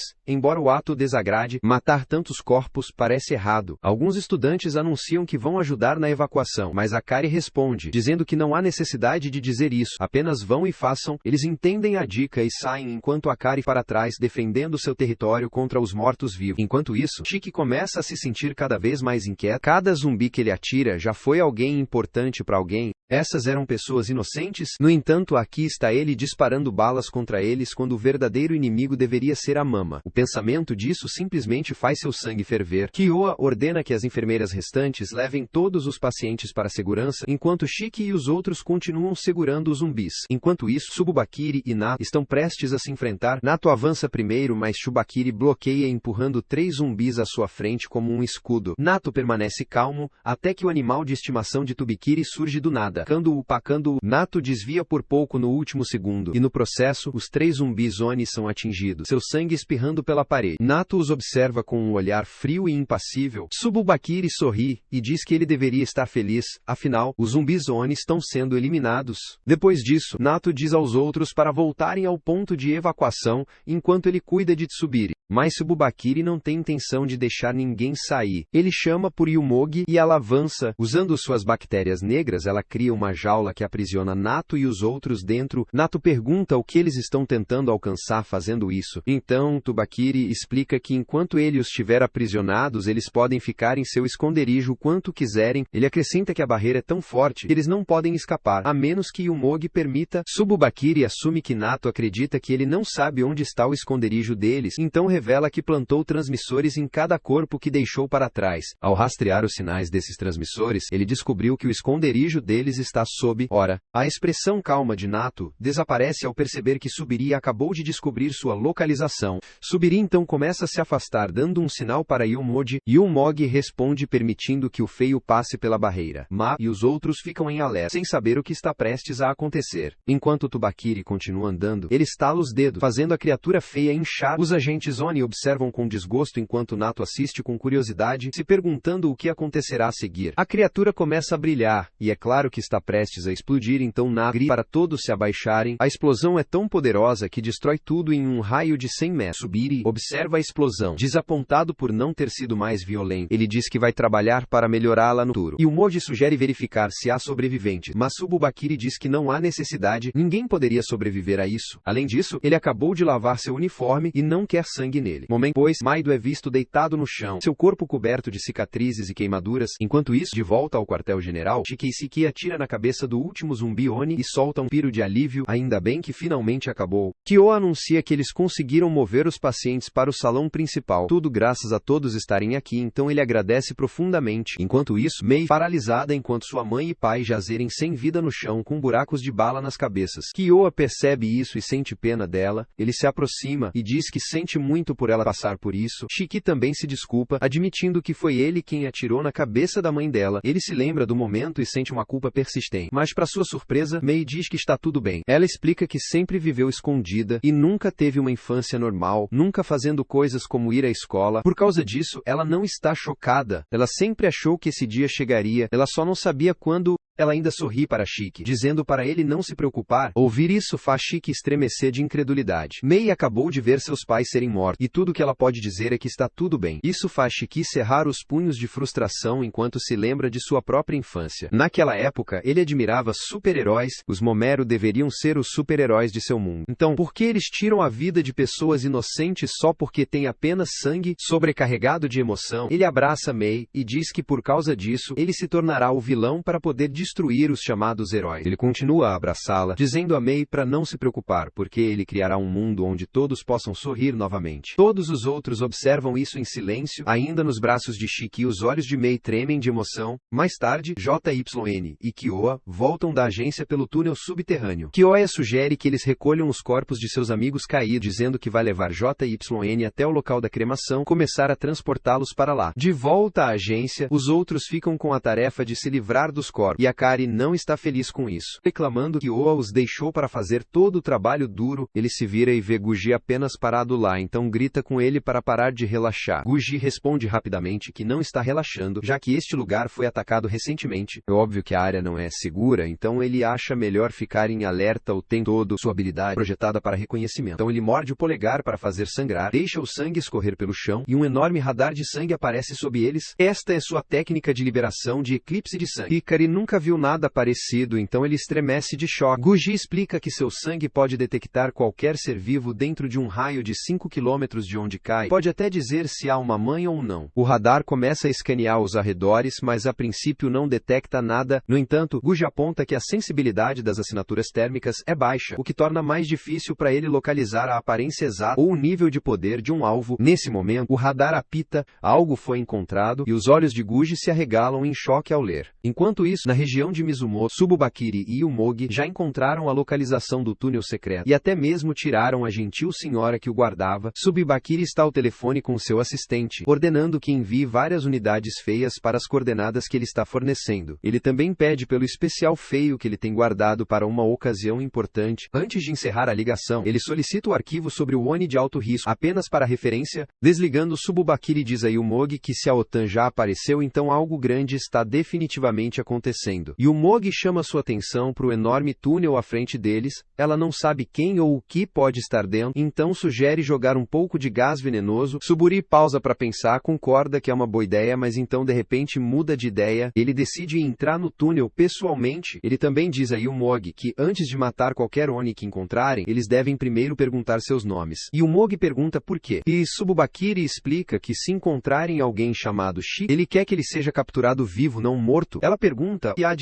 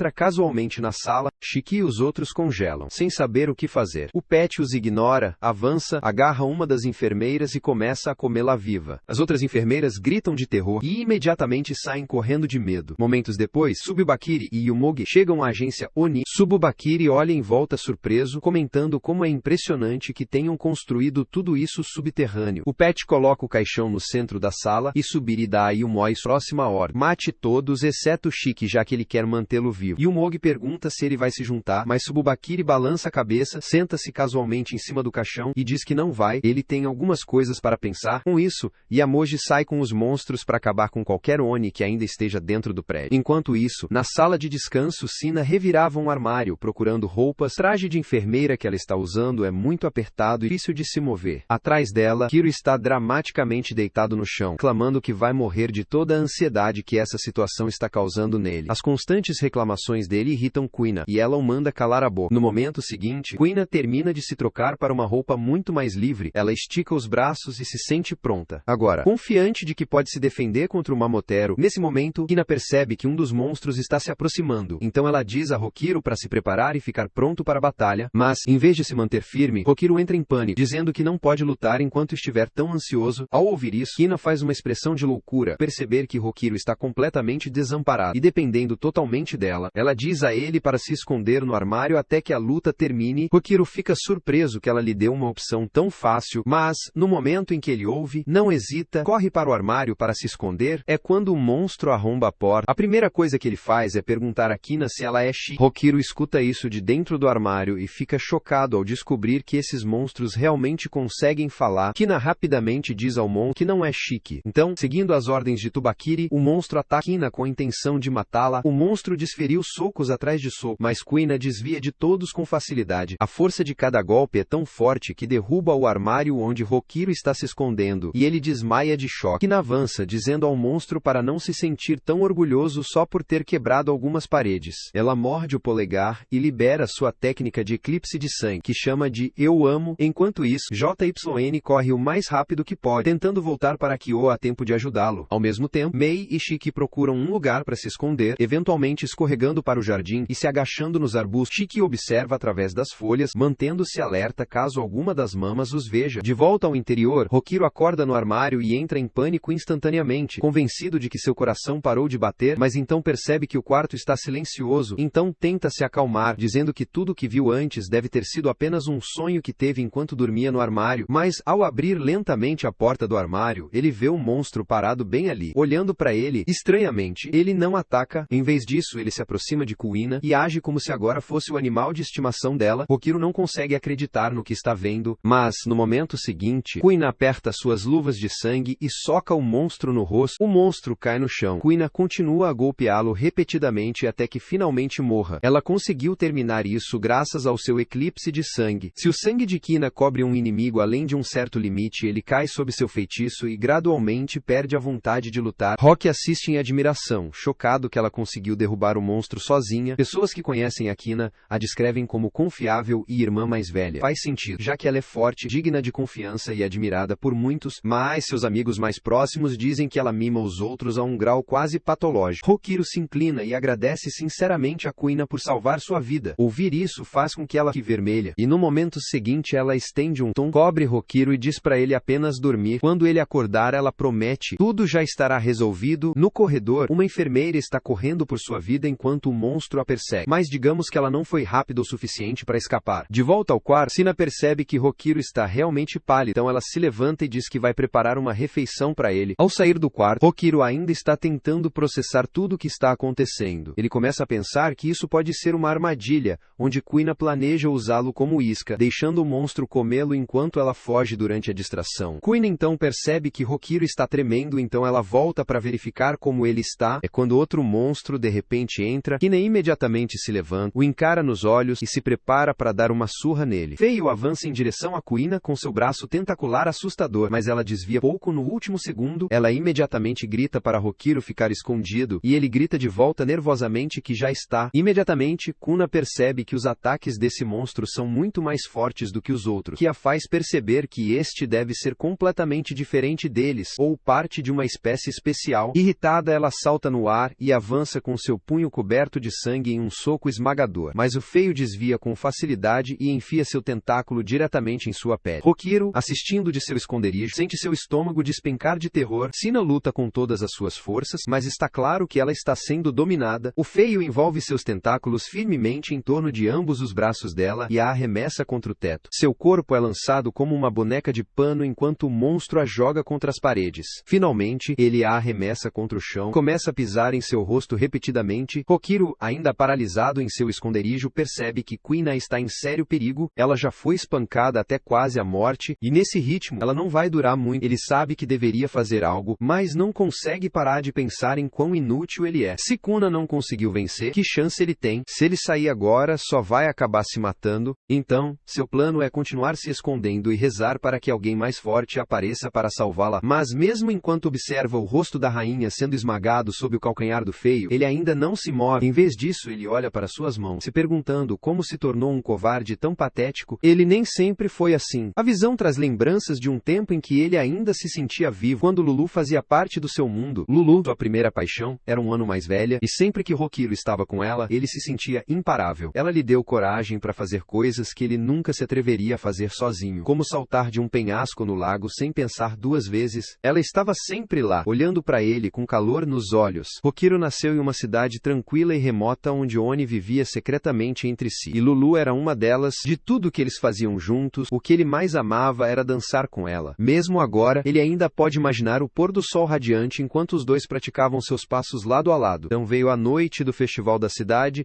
Hokiro e Lulu dançaram felizes sob as lanternas, aproveitando ao máximo, até que de repente Lulu tropeçou. Hokiro a pegou e perguntou se ela estava se sentindo bem. Ela desconversou, dizendo que estava bem, mas isso era uma mentira. Na verdade, ela estava muito doente, pois no momento em que os chifres começam a crescer, o sangue deles muda completamente. Isso significava que ela não poderia mais ser tratada em um hospital humano. A única opção era o único médico da cidade, que começou a tratá-la imediatamente. No começo, parecia que ela estava a caminho da recuperação, e ambos acreditavam que ela logo estaria saudável novamente. Mas então um desastre aconteceu. A agência Mamotero invadiu a vila deles. No meio do caos, o médico Oni foi morto, deixando Lulu sem ninguém que pudesse ajudá-la. A doença dela piorou rapidamente. Apesar do corpo enfraquecido e da esperança se esvaindo, Hokiro nunca deixou seu lado. Ele tentou de tudo para animá-la, sempre sorrindo por ela, mesmo quando o desespero começou a pesar sobre os dois. Mas seu espírito alegre não foi suficiente. Um dia, enquanto Hokiro segurava sua mão com força, ela escapou de seu aperto. Ele olhou para baixo e percebeu que ela tinha partido. Lulu estava morta. Seu porto seguro, sua razão para se sentir forte, havia desaparecido. Hokiro ficou lá, por horas, chorando sobre o corpo dela. Não muito depois da morte dela, os medos e ansiedades que ele havia enterrado profundamente voltaram com força. Seu cabelo começou a ficar branco, noites sem dormir o consumiram. E antes que percebesse, ele se tornou um desastre nervoso, um neurótico em plena explosão, esvaziado pela dor. A partir daquele dia, Hokiro nunca mais foi o mesmo. É por isso que ele sente que não pode enfrentar isso de forma alguma, porque sem Lulu, ele acredita que não é nada. Mas justo quando Sina está prestes a ser finalizada pelos tentáculos esmagadores do monstro, Hokiro de repente corre e a salva. Segurando Kina em seus braços, ele admite que se Lulu pudesse vê-lo agora, ela ficaria desapontada. Desde que ela morreu, ele não tem sido a pessoa legal e destemida que ela conhecia. É por isso que ele decide que precisa mudar. Ele precisa se tornar forte o suficiente para que um dia possa olhar Lulu nos olhos e dizer que permaneceu o mesmo cara em quem ela sempre acreditou, mesmo depois que ela se foi. Para fazer isso, ele acredita que precisa conquistar mais realizações do que jamais teve antes, mesmo que venham de alguém tão imprevisível quanto ele. A princípio, Hokiro hesita, mas após um momento, ele controla a respiração, morde o dedo e ativa sua liberação de eclipse de sangue. Seu sangue escorre e forma um modelo em tamanho real de Lulu. Hokiro sempre acreditou que só era forte quando Lulu estava ao seu lado. Então, enquanto essa imagem dela, formada por sangue, o abraça, ele absorve essa força, poder e confiança fluem através dele. Sua liberação final se manifesta como um longo manto fluido, feito de sangue e um leque para brandir em batalha. Ele nomeia essa nova habilidade de dança das cinzas frígidas. Hokiro avança direto com o veio. Com um único golpe varrido de seu leque forjado em sangue, ele aplica um golpe devastador, cortando mais do que jamais imaginou que poderia.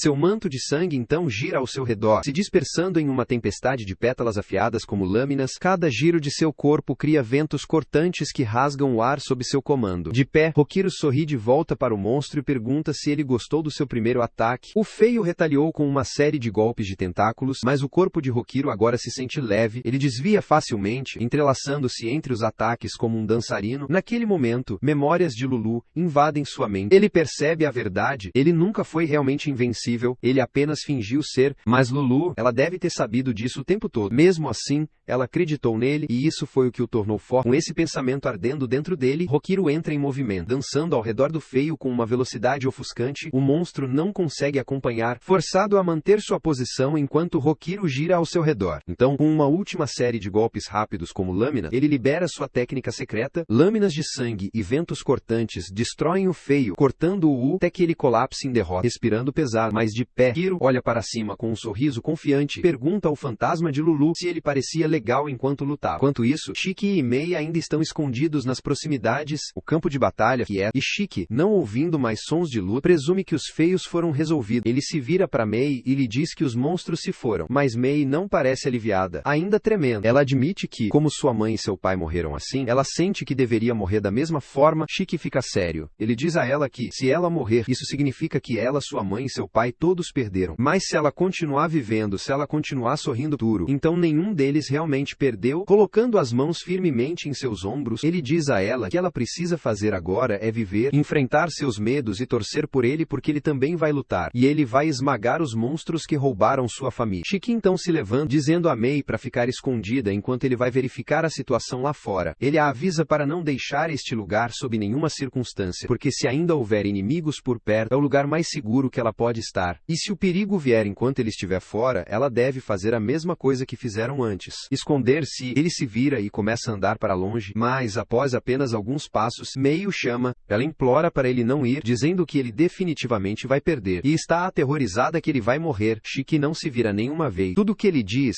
é que não há como ele perder. Seu coração lhe diz isso. Para ele, isso é suficiente. Ele olha por cima do ombro com uma expressão séria e declara que não vai ceder ao desespero. Mei fica atordoada com sua resposta. Ela não consegue entender como ele ainda pode ser tão corajoso depois de ver o que aconteceu com os outros que se atreveram a enfrentar os monstros. Enquanto isso, na linha de frente, Nato e os outros estão surpreendentemente ainda vivos. Nato acorda depois de estar inconsciente e um dos agentes explica que ele ficou fora por 15 minutos porque os protegeu da explosão no último segundo. Ao ouvir isso, Nato imediatamente se levanta. Ele diz a todos para esquecerem o que acaba de acontecer e ordena que todos se dirijam ao templo Uruadera porque seus alunos ainda estão lá. De volta ao templo, Shiki entra na sala principal e encontra Tsubakiri calmamente sentado no centro. Um olhar para o uniforme, tudo o que Shiki precisa para reconhecê-lo como um mamotero. Com uma expressão fria, Shiki pergunta se ele é Tsubakiri, o responsável por tudo. Tsubakiri não responde diretamente, em vez disso ele pergunta o nome de Shiki. Quando Shiki o diz, os olhos de Tsubakiri se iluminam. Ele admite que Shiki é a pessoa que ele tem procurado, então finalmente confirma que ele é de fato Tsubakiri. Ao ouvir isso, Shiki exige saber como ele pôde fazer algo tão vil como profanar cadáveres e depois sentar-se aqui tão descaradamente como se nada estivesse errado. Subiri apenas explode em risadas. Ele explica que os cadáveres que profanou não eram humanos, eram Oni. Ele zomba de Shiki, dizendo que as linhas que ele acabou de usar se aplicam apenas a Mamá, já que são humanos com direito. Oni não tem direitos de forma alguma, eles merecem ser massacrados. A raiva surge em Shiki ao ouvir essas palavras. Uma veia salta na testa dele enquanto ele saca sua arma, apontando diretamente para a cabeça de Tsubakiri. Enquanto isso, JYN está correndo a toda velocidade para oferecer apoio. Mas de repente, uma voz o chama de trás. É Yamoji. Ela o avisa para não perder tempo procurando por Kyoa e os outros, que segundo ela, Tsubakiri já os matou. Mas JYN não está abalado. Ele diz que não se importa, ele só se importa com seu próprio objetivo. Os dois se encaram, se preparando para lutar. JYN ativa sua liberação de sangue. A motosserra ruge enquanto ele avança. Ele ataca Yamoji com toda a força, mas algo parece errado. Quando a fumaça se dissipa, ele percebe que seu ataque não funcionou e o Moji sai ilesa de sua caixa de bactéria negra, comentando calmamente que vai levar muito mais do que um único ataque para detê-la. De volta à agência, Shiki levanta sua arma para atirar, mas antes que ele possa atirar, Tsubakiri arranca a arma de sua mão. Tsubakiri Subakiri diz a Shiki que ele deve estar brincando, se pensou que poderia enfrentá-lo com uma arma comum, então ele acrescenta que o sangue de Shiki não é tão fraco quanto o dos outros. Se usado corretamente, ele poderia ser muito valioso. Shiki rosna de confusão, dizendo que nem se importa com o que Subakiri quer dizer com isso. A única coisa que importa agora é o quanto ele o odeia. Enquanto ele fala, ele libera sua liberação de eclipse de sangue, uma arma gigante feita de seu próprio sangue fundido ao seu braço. Os olhos de Subiri se arregalam de empolgação. Ele nunca viu nada assim antes. Shiki não hesita. Ele mira e atira. A explosão é tão poderosa que obliterou toda a sala, reduzindo-a a destroços e chamas. Mas quando a fumaça se dissipa, Subiri ainda está vivo. Ele conseguiu desviar do ataque no último momento. Shiki o fixa com um olhar confiante. Ele diz a Subakiri que não há como ele desviar do próximo tiro. Subakiri diz a Shiki que sua determinação o impressionou o suficiente para querer lutar mais seriamente. Ele então abre o caixão atrás dele, e dele emerge um homem vestido com um traje de mamotero, impulsionado por um impulso violento de matar todos os Onis à vista. Shiki chama Tsubiri de monstro por usar seus próprios companheiros como experiências, mas Subiri apenas ri, chamando-o de idiota. Ele diz a Shiki que apenas idiotas acreditam que seu modo de pensar é o absolutamente certo. Ele explica que esse boneco foi uma pessoa que escolheu voluntariamente se tornar um sujeito de teste, tudo pela chance de ganhar um poder que nenhum humano normal poderia imaginar. Agora ele tem exatamente o que desejava. O boneco imediatamente libera sua habilidade, enviando ondas de choque que perfuram o corpo de Shiki instantaneamente. Shiki sente seu corpo inteiro se tornar insuportavelmente pesado, forçando-o a cair no chão, onde ele luta para levantar-se.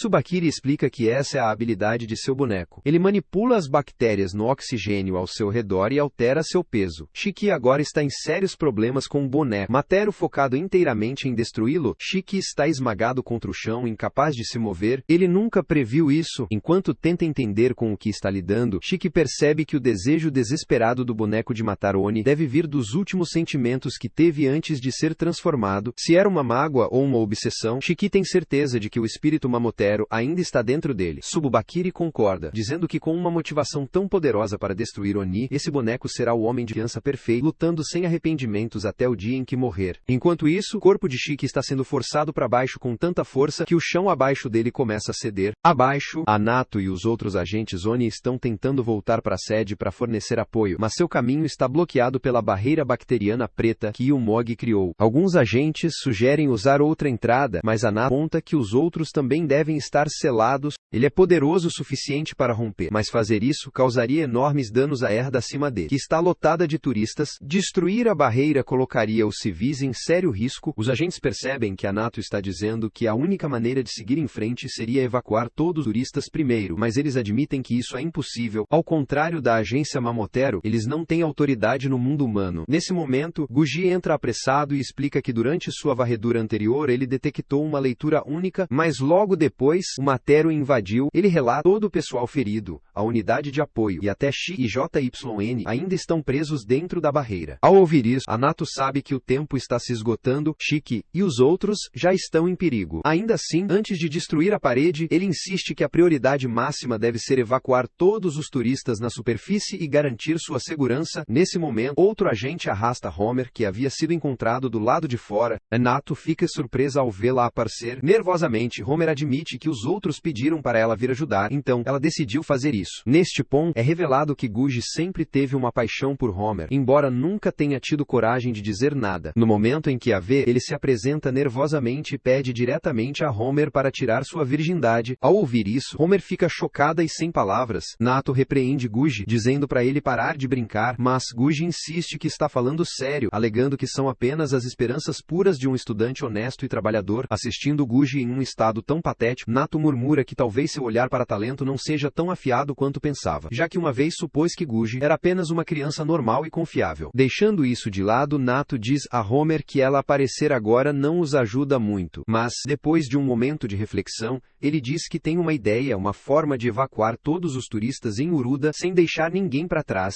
Logo depois, Nato e Homer vão para a superfície na floresta atrás de Urudadera, usando um celular lar, Nato explica seu plano a Guji. Ele pretende forçar os turistas a evacuar ao provocar um deslizamento de terra. Ele e Homer já estão na parte de trás da montanha onde o deslizamento começaria. Guji chama a ideia de imprudente, mas Nato garante a ele que ninguém realmente ficará preso. Eles vão parar antes que cause danos. O objetivo é apenas criar pânico para que os turistas evacuem imediatamente sem hesitação. Assim que o deslizamento de terra começar, os agentes Sony irão intervir para guiar os turistas até a segurança. Enquanto a Otan e Homer vasculham a área depois para confirmar que ninguém ficou para trás devido ao deslizamento de terra, a Otan diz a Homer para convocar o Titã que ela trouxe antes, pois é isso que eles vão usar. Homer treme ao pensar nisso, mas a Otan tenta tranquilizá-la, dizendo que estará lá se algo der errado. Mesmo assim, Homer admite que está com medo de perder o controle porque não sabe como lidar com seu sangue onírico ainda. Ao ouvir isso, a OTAN não discute. Em vez disso, ele diz friamente a Guji pelo telefone que o plano está cancelado. Eles precisarão pensar rapidamente em outra solução, porque quanto mais tempo eles demorarem, mais perigo os turistas estarão. Quanto a Homer, ele a encara e diz que ela está expulsa. Ele se recusa a manter uma aluna que não pode ser útil quando a situação exige. A Otan começa a se atar, mas Homer o chama nervosamente de volta. Com medo estampado em seu rosto, ela admite que não quer convocar um titã que não pode controlar. A OTAN se vira para ela e diz que o medo em si não é o problema. Recusar-se a mudar é, ele a lembra. Todos que entraram na academia trouxeram seus próprios fardos, então ela não é a única lutando. Então ele pergunta por que ela veio à sua academia. Em primeiro lugar, Homer responde que honestamente queria aprender a controlar seu sangue. A Otan diz a ela que só ela pode fazer isso. Ela é a única que precisa mudar. Essas palavras despertam algo em Homer. Com uma onda de adrenalina, ela morde o polegar e convoca o Titã. Justo como temia, ela perde o controle e o Titã ataca a Otan. Em pânico, Homer pede desculpas repetidamente, mas isso é exatamente o que a Otan queria. A força da batalha provoca um deslizamento de terra maciço. Na cidade, os turistas sentem o chão tremer e o pânico se espalha imediatamente. O único agente vê a oportunidade, entrando para evacuá-los enquanto todos correm em pânico. Momentos depois, Guji usa sua habilidade de escaneamento para afirmar que todos os turistas foram evacuados com segurança. Com essa garantia, Nato nocauteia Omari, fazendo com que seu titã desapareça instantaneamente. Enquanto ela está em seus braços, Omari pede desculpas, dizendo que não foi boa o suficiente. Nato a tranquiliza, dizendo que ela se saiu muito bem antes de ela perder a consciência. Segurando-a perto, Nato pode sentir a pesada escuridão dentro de seu coração, mas ele também acredita que pessoas como ela sempre encontrarão alguém disposto a tirá-las daquela escuridão. Enquanto isso, JYN ainda está preso em combate com Ilmog, esquivando-se de seus blocos implacáveis de bactérias endurecidas. Em um momento, Ilmog o aprisiona dentro de um cubo de bactérias. As paredes pressionam sobre ele até que seu corpo quase é esmagado. A caixa fica cada vez menor e Ilmog espera que ele entre em pânico. Afinal, os humanos são conhecidos por temer espaços apertados. Com o cubo agora sufocantemente pequeno, ela está convencida de que JYN não vai escapar. Mas dentro, JYN sorri e diz que isso parece como nos velhos tempos. No instante seguinte, para o choque de Yomoga, ele explode para fora do cubo, enquanto motosserras irrompem de suas costas. JYN explica que espaços apertados não o incomodam. Ele uma vez dormiu dentro dos dutos de ar de um prédio abandonado, então em comparação, seu pequeno cubo era praticamente um luxo e o Moji aperta os dentes de frustração. Ver ele suportar seu ataque a enfurece, e ela rapidamente começa a planejar seu próximo movimento. De repente, uma das feias cabeças decapitadas bate na sala e Akari entra. Ele zomba da ideia de que pensaram que um monstro tão fraco poderia derrotá-lo. Olhando para Ilmog, ele declara que ele será quem a derrubará, mas quando ele olha mais de perto, ele fica um pouco distraído, notando quanto de pele ela está mostrando apesar de estar de serviço como uma Motero, e o Moji bate as mãos no chão, convocando mais blocos de bactérias. Ikari, no entanto, os acha lentos e previsíveis, passando por eles com facilidade, e o Mogi é pega de surpresa pela velocidade dele e é forçada a pular para trás para evitar um ataque. A incrível agilidade de Ikari vem de seu lançamento de eclipse de sangue, histeria diabólica. Essa técnica canaliza sua raiva para produzir efeitos imprevisíveis dependendo do seu humor. O lado negativo é que ele só pode usá-la 3 vezes por dia, e o Moji estreita os olhos percebendo que seu estilo de luta pode ser problemático. Ao mesmo tempo, Nato libera seu próprio eclipse de sangue, convocando vários arqueiros. Eles disparam dispararam contra a barreira, estilhaçando-a instantaneamente. Toda a agência treme com o impacto e a base ONI começa a desmoronar, mas Nato não se importa. Salvar a vida de seus camaradas é prioridade sobre a base. Com a barreira destruída, os agentes correm para dentro em direção ao seu quartel-general mais fundo. E Umogi agora se encontra encurralada, cercada por agentes ONI sem saída. Eles dizem a ela para se render em silêncio. Kari reclama que eles estão interrompendo justo quando a luta estava ficando interessante. Nato lembra calmamente Umogi que ela está lutando há horas sem descanso. Ela deve estar exausta, sem saída. Ele ainda está a desistir, mas Umogi apenas sorri e rasga sua camisa, declarando que nunca vai recuar. Enquanto isso, o boneco de Tsubakiri continua sua luta com Shiki. Depois de lutar, Shiki finalmente consegue escapar do campo gravitacional do boneco. Percebendo que sua área de efeito é limitada, ele saca uma arma especial e atira, mas os disparos são inúteis. O boneco os bloqueia sem esforço com seu campo. Tsubakiri sorri e diz a Shiki que o boneco ainda tem mais um truque. O boneco comprime o oxigênio ao redor dele, condensando-o a 100 vezes sua densidade normal. Isso cria uma enorme esfera de oxigênio, pesa várias toneladas. Tsubakiri diz que é como uma bola de ferro de demolição, apenas muito mais poderosa. O boneco a lança diretamente contra Shiki. Ao impactar, libera uma onda de choque esmagadora, batendo centenas de GS de força no corpo de Shiki. Ele tosse sangue e colapsa, enquanto Shiki se contorce no chão em agonia. Tsubiri zomba, chamando de patético e dizendo que não há como ele ser filho de Kishin, mas Shiki nem sabe quem é essa pessoa. Tsubakiri então explica que Shiki vem da linhagem de Kishin, o general Oni mais poderoso da história. Em outras palavras, Shiki é filho de Kishin. Enquanto isso, Mei ainda estava sozinha no mato quando se lembrou de algumas coisas que Shiki lhe dissera, que ela nunca deveria ceder ao desespero mesmo quando se sentisse mais assustada. Essas palavras lhe deram um pequeno impulso moral, então ela caminhou lentamente para dentro do prédio sozinha. A cena então mudou para Samadair. Um dia, quando ele chegou ao quartel-general, todos se inclinaram em respeito. Lá estava ele apresentado ao seu novo vice-capitão, Hinama Moda, que havia sido transferida de outra filial. Enquanto Samadair continuava a andar, Hina elogiou por todo o trabalho duro que ele havia feito. Samadair rapidamente disse a ela para não fazer elogios, pois ele preferia trabalhar sozinho, mas Hina insistiu que o trabalho em equipe era uma das maiores regras de ser um mama. Mais tarde, enquanto Samadair ia pegar seu café no lounge, Hina perguntou se ele sabia algo sobre as crianças de Kishin que as pessoas estavam comentando. Sendo nova aqui e vindo do interior, ela não entendia muito bem o que tudo isso significava. Samadair começou a explicar. Há muito tempo, houve um Oni que quase destruiu a agência Matero. Esse Oni era Kishin, amplamente conhecido por engravidar mulheres e passar seu poder para as crianças que elas geravam. Hina achou isso estranho. Se Kishin tinha tantas crianças, até agora deveriam existir inúmeras descendências de Kishin vagando por aí. Mas, Samadair esclareceu que uma criança de Kishin referia-se apenas àquelas que realmente herdaram seu poder. Muitas não herdaram, mas a história mostrou que em certos momentos, essas crianças realmente nasceram. Nesse momento, Shina apareceu de repente, acrescentando que uma criança de Kishin só nascia quando o lado Mamotero estava dominando seus únicos inimigos. Hina ficou surpresa, perguntando-se como Shina havia aparecido tão de repente. Depois de cumprimentá-lo, ela admitiu para si mesma que ele tinha uma aura assustadora. Shina perguntou arrogantemente se ela sabia a verdadeira razão pela qual a guerra entre os Oni e os Mama estava acontecendo há 1000 anos. O tom agressivo dele deixou Hina tímida, fazendo-a sentir que ele tinha uma forte presença de chefe. Shina explicou que o primeiro Kishin apareceu bem quando seus antepassados estavam prestes a obliterar os Oni. Desde então, toda vez que os Oni eram empurrados para o limite, uma nova criança com poder de Kishin surgia. Por isso a guerra nunca tinha terminado. Ele estava furioso com a ideia de que os Oni agora aprenderam a se misturar com os humanos.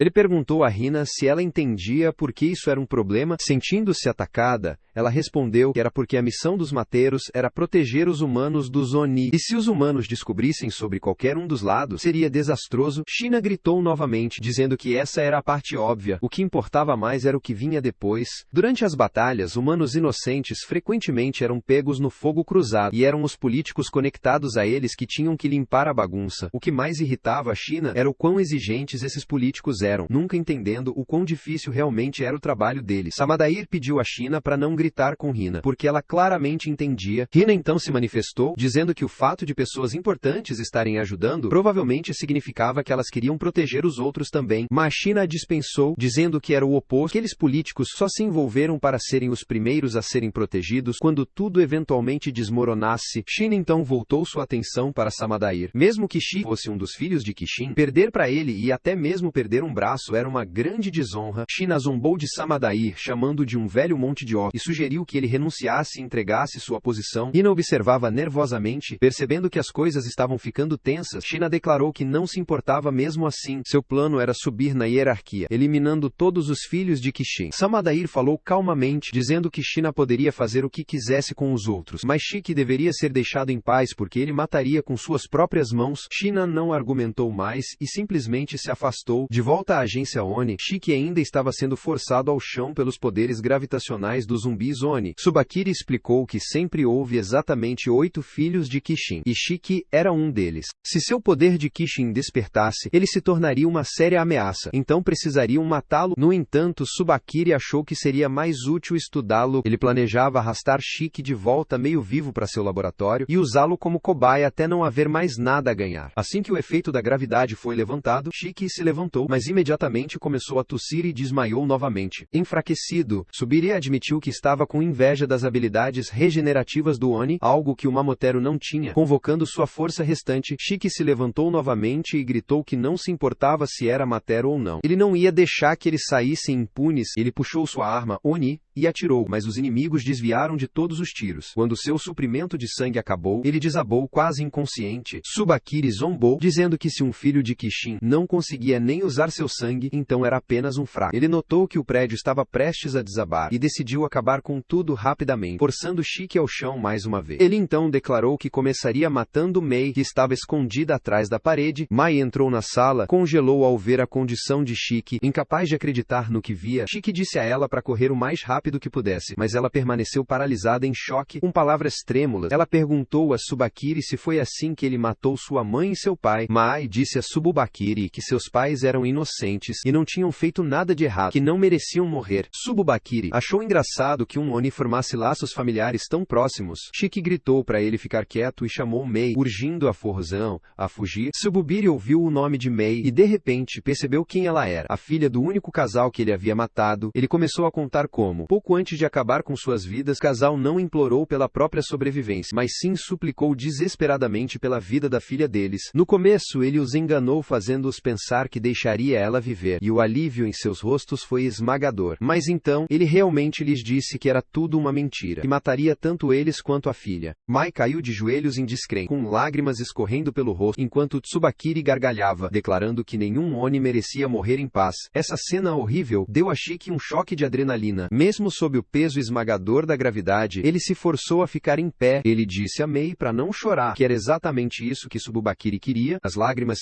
se acumularam em seus próprios olhos, enquanto ele prometia a ela que juntos derrotariam ele. E depois, eles chorariam juntos, não separados. Subiri riu da cena, confuso sobre como Shiki poderia até chorar naquele momento. Shiki se agarrou ao peito e disse que era que ele tinha um coração. Ele admitiu, quando entrou para a agência, queria desviar o olhar da dor de Mei, principalmente porque sabia muito bem a agonia de perder alguém querido. Foi porque ele tinha um coração que pôde entender a dor de Mei e o arrependimento de seus pais. Suas lágrimas fluíam por causa dessa compreensão. E ele disse a seus inimigos que eram eles os verdadeiros monstros se não pudessem compreender tais sentimentos. Foi então que Shiki percebeu os Zumbioni se preparando para matar Mei. Ele gritou para eles pararem e a memória da morte de seu pai surgiu de repente. Naquela época, ele não tinha sido forte o suficiente para salvá-lo. Mesmo agora, quando pensava que finalmente era forte o suficiente para proteger aqueles de quem se importava, ele se sentia um fraco. Ele se esforçou ao máximo, desesperado para salvar Mei. E naquele momento, sua habilidade Qixin despertou de repente. Chamas rugiram ao seu redor. Cada filho de Qixin possuía um atributo elemental único, e o de Shiki era fogo. Essa forma de Qixin que manipula chamas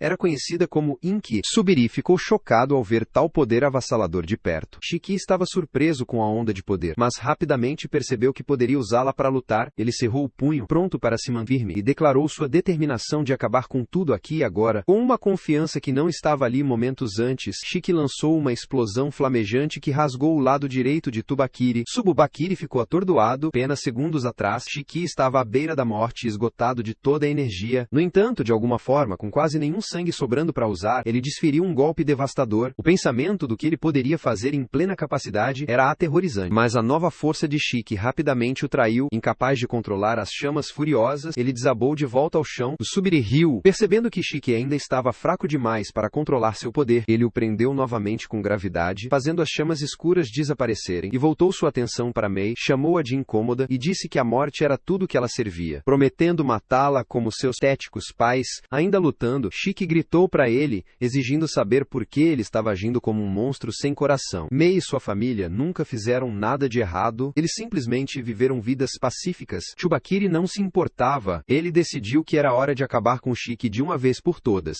Ele convocou uma enorme bola de energia, preparando-se para obliterá-lo. Mesmo em seu estado crítico, Shiki reuniu força suficiente para sacar sua arma Oni, apontando diretamente para Tsubakiri com um último rugido. Ele assegurou a Mei que sua vida seria brilhante e cheia de esperança a partir de agora, enquanto ela se segurasse. Tsubakiri lançou a bola de energia em sua direção, mas enquanto Shiki lutava, os gritos desesperados de Mei lhe deram um novo impulso de adrenalina. Suas chamas Kishin reacenderam, ardendo mais fortes do que antes. Tsubakiri ficou atônito ao ver as chamas retornarem tão repentinamente, mas ele continuou, forçando sua bola de energia para frente. O encorajamento de Mei alimentou Shiki, dando-lhe a vontade de resistir. Ele sorriu, levantou sua única arma e atirou. O tiro estilhaçou a enorme bola de energia, liberando uma explosão que envolveu Tsubakiri, que gritou em agonia enquanto parecia ser obliterado. Tsubakiri mal sobrevive ao golpe. Enquanto recupera o fôlego e olha para trás, vê que Manaka, o zumbi Oni, finalmente caiu de vez. Então, mudamos para um flashback do passado de Tsubakiri. Tudo o que ele queria era continuar sendo pesquisador na agência. Ele não tinha interesse em lutar, nem desejo de tirar vida. Seus dias eram passados dissecando Onis em uma rotina monótona. Cada manhã, tão sem acontecimentos quanto a anterior, era monótono talvez, mas passivo. E isso era o suficiente para ele. Essa paz se quebrou no dia em que Manaka entrou em sua vida. Manaka se aproximou dele com um convite: junte-se à sua unidade. Tsubakiri o desprezou instantaneamente. Manaka tinha uma maneira de mudar a vida das pessoas sem pedir, arrastando-as para seu mundo em seus próprios termos. Tsubakiri recusou categoricamente, mas no dia seguinte, ordens vieram de cima. Quer ele quisesse ou não, foi realocado para Manaka. Não havia como discutir com os superiores. Piorava a situação era que Manaka não era um brutamontes imprudente. Ele era ousado, mas também compassivo. Seus companheiros confiavam profundamente nele. Depois de matar Oni, ele ainda se... Toda vez que Tsubakiri via isso,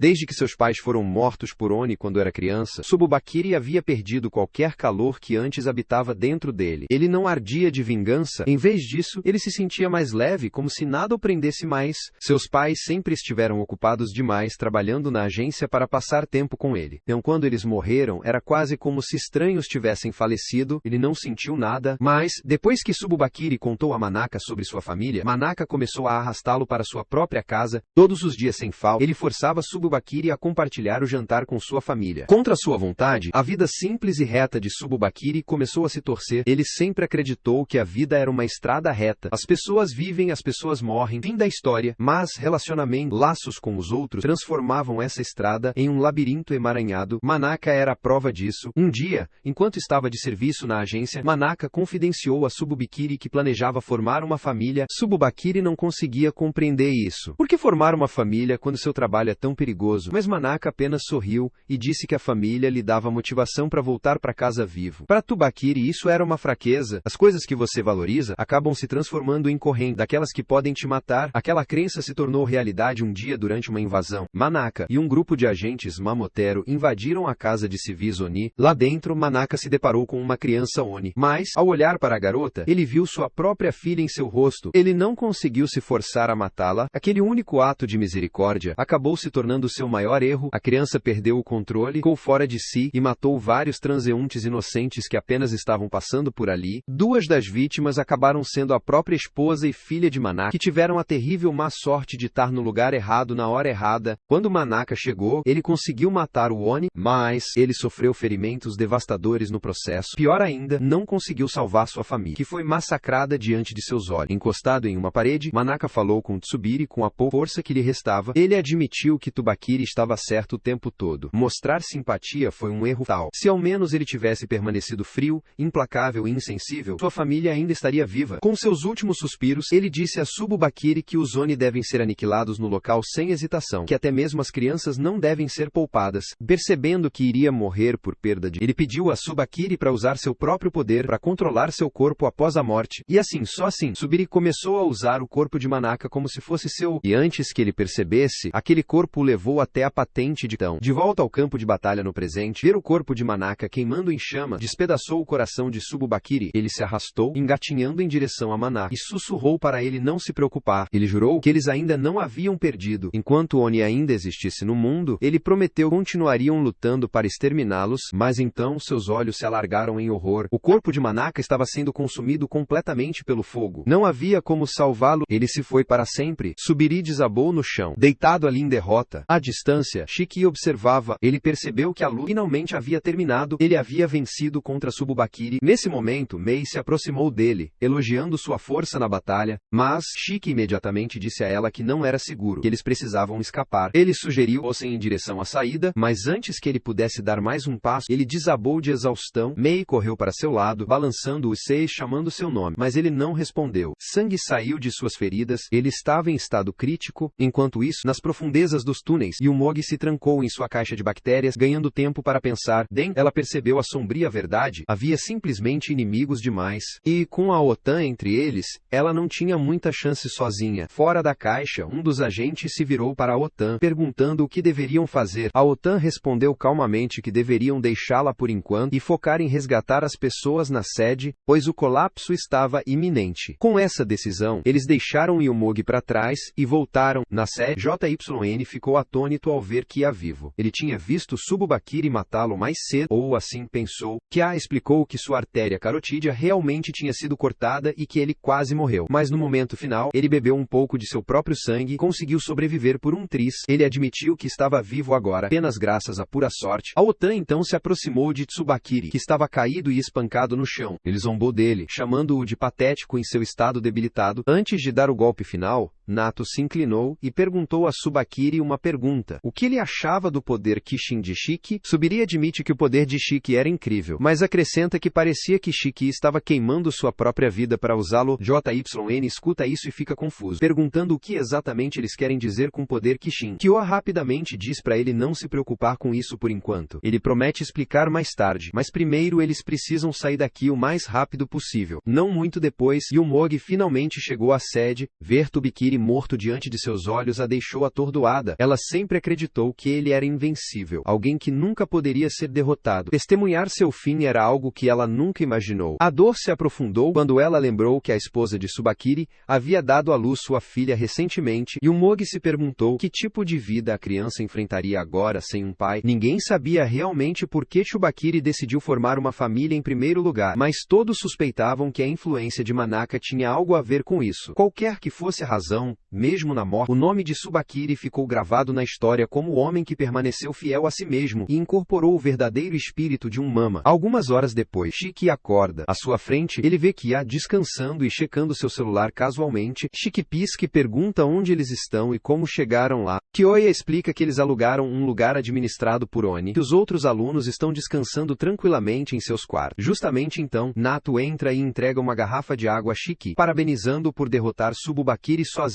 Shiki acena com a cabeça, conhecendo a vitória, mas seus pensamentos divagam para Mei. Ele se sente culpado, afinal, ambos os pais dela foram mortos durante a batalha. Nato concorda que eles perderam demais para que alguém possa celebrar. Mesmo assim, ele diz que precisam continuar seguindo em frente e ser gratos por terem sobrevivido para ver mais uma manhã. No dia seguinte, o grupo embarca em um iate com destino à ilha mais próxima, onde Mei será acolhida por uma família Oni. Quando chega a hora de se despedir, Mei chama Shiki com um sorriso radiante no rosto. Ela agradece a ele por tudo que ele fez por ela, e então se despede. Shiki acena de volta e também lhe deseja adeus. Depois disso, o grupo retorna a uma de suas bases Oni e retoma suas aulas. Nato reúne os alunos e explica a estrutura da agência Oni. Ela é dividida em 3 ramos principais: a unidade de combate, a unidade médica e a unidade de reconhecimento. Cada uma desempenha um papel vital, e após a formatura, cada aluno será colocado em uma delas com base em quão bem seu sangue combina com as características da unidade. Com a lição concluída, Nato anuncia que durante a aula, eles decidirão seus parceiros de dormitório, a partir de agora será um regime de internato completo, 2 pessoas por quarto. O anúncio empolga Chique, e vê isso como uma espécie de passeio divertido. O resto dos alunos, no entanto, está menos animado, gemendo ao pensar em ter que conviver com alguém, mas então eles percebem um problema. A turma tem um número ímpar de alunos. Depois que todos se emparelham, uma pessoa inevitavelmente ficará sem parceiro. Nato já sabia sobre o problema do número ímpar, então anunciou casualmente que quem sobrasse dividiria o quarto com ele. A turma inteira congelou. Só de pensar nisso, eles sentiram arrepio, porque para eles, dividir o quarto com Nato era basicamente o mesmo que estar trancado na prisão durante a viagem toda. Vários alunos até gritaram que prefeririam morrer a acabar como seu colega de quarto. Nesse momento, Sina levantou a mão e declarou ousadamente que queria dividir o quarto com Rokiro. A turma ficou em silêncio até que Guji soltou um grito de incredulidade. Ele não conseguia acreditar que Rokiro tinha tanto jogo, mas antes que as coisas fossem longe demais, Nato imediatamente interrompeu, lembrando a todos que meninos e meninas tinham que ser separados, sem exceções. Kuina perguntou quem deveria cuidar de Rokiro. Então Shiki ficou confusa sobre o que ela queria dizer com cuidar. Kuina esclareceu sem hesitação. Ela se referia a tudo, desde alimentá-lo até pedir que ele lhe desse apoio. Ao ouvir isso, Shiki estava dividido entre estar com ciúmes e furioso. Guji, por sua vez, ficou se perguntando até onde as coisas tinham ido entre Kina e Rokiro durante a última missão junto. Foi então que Akari interrompeu, dizendo que não era certo um menino e uma menina compartilharem um quarto, que esse tipo de coisa só deveria acontecer depois dos 20 anos. Pela primeira vez, Shiki ficou realmente impressionado, mas ainda assim, pelo jeito defensivo que ele soava, Shiki estava agora 100% certo de que Akari era virgem. Tentando amenizar a situação, Shiki se virou para Homer pedindo que ela fizesse Rokiro entender o que estava acontecendo antes que ele se divertisse demais. Mas em vez de argumentar, Homer apenas pegou sua bolsa e anunciou calmamente que iria embora, equilibrando os números ao se retirar. Shiki rapidamente acenou com as mãos, explicando que não era isso que ele queria dizer. Deixando isso de lado, Shiki então perguntou a Akari se ele queria ser colega de quarto, mas Akari balançou a cabeça, usando a oferta. Ele odiava estar perto de pessoas. Enquanto isso, Hiro nervosamente se aproximou de Guji, sugerindo que eles se juntassem, já que Kina estava meio que assustando-o. Guji explodiu com a ideia, respondendo que nunca faria parceria com Rokiro porque não queria ouvir mais detalhes sobre seu relacionamento com Kina. Kari então sorriu maliciosamente e sugeriu que Shiki apenas dividisse o quarto com Nato. Shiki rapidamente rejeitou isso. Se ele fizesse isso, perderia as conversas noturnas sobre paixões e focas com o colega de quarto, e Kari revirou os olhos e o tranquilizou dizendo que essas conversas aconteceriam de qualquer forma. Tentando se explicar, Shiki admitiu algo pessoal. Ele disse que nunca teve a oportunidade de ir a uma excursão de verdade. Ele tinha sido suspenso durante o ensino fundamental e depois expulso bem quando estava prestes a entrar no ensino médio. Essa configuração do dormitório foi seu primeiro gosto do que uma viagem escolar poderia sentir. Guji e os outros piscavam em surpresa. Eles nem sabiam que Shiki tinha conseguido frequentar o ensino médio. A maioria deles nunca teve a chance. O despertar de seus poderes os havia tirado cedo demais.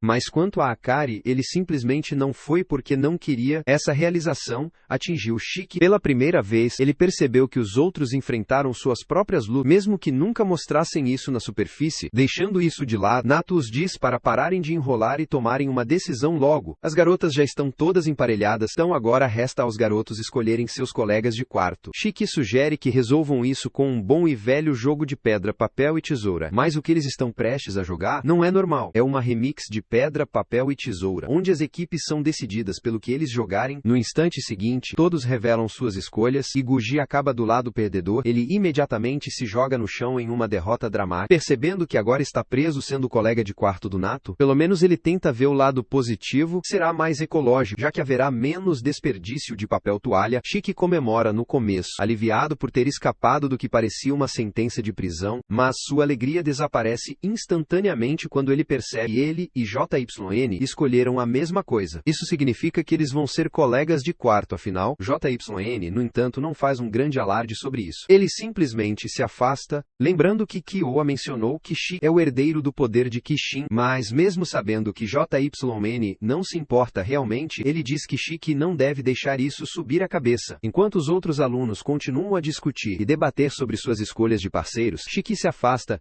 e vai até uma janela próxima, perguntando-se em silêncio como Mei está. Conhecendo sua personalidade, ele supõe que ela está dando tudo de si, fazendo o seu melhor, que acredita que ainda pode mudar o futuro e encontrar felicidade novamente. Pelo bem daquela esperança, ela decidiu viver plenamente no presente, investindo tudo que tem em cada momento. Observando seu exemplo em sua mente, Shiki também toma toma uma decisão. Ele declara para si mesmo que vai fazer o mesmo, ele vai lutar pelo seu futuro a partir de agora. A cena então muda para a agência Mamotero, onde vemos China caminhando pelo corredor com um sorriso confiante e afiado no rosto. Depois de ouvir o que aconteceu com Tsubakiri, ele conclui que se conseguir derrotar Shiki, seu próprio valor vai disparar. China também vê isso como uma oportunidade perfeita para arrastar Samadai junto com ele, ter deixado Shiki escapar em primeiro lugar. Com aquele mesmo sorriso astuto, China decide que vai voltar com a cabeça de Shiki. Esse foi o episódio 11. Inscreva-se para não perder a próxima parte e assista ao próximo vídeo em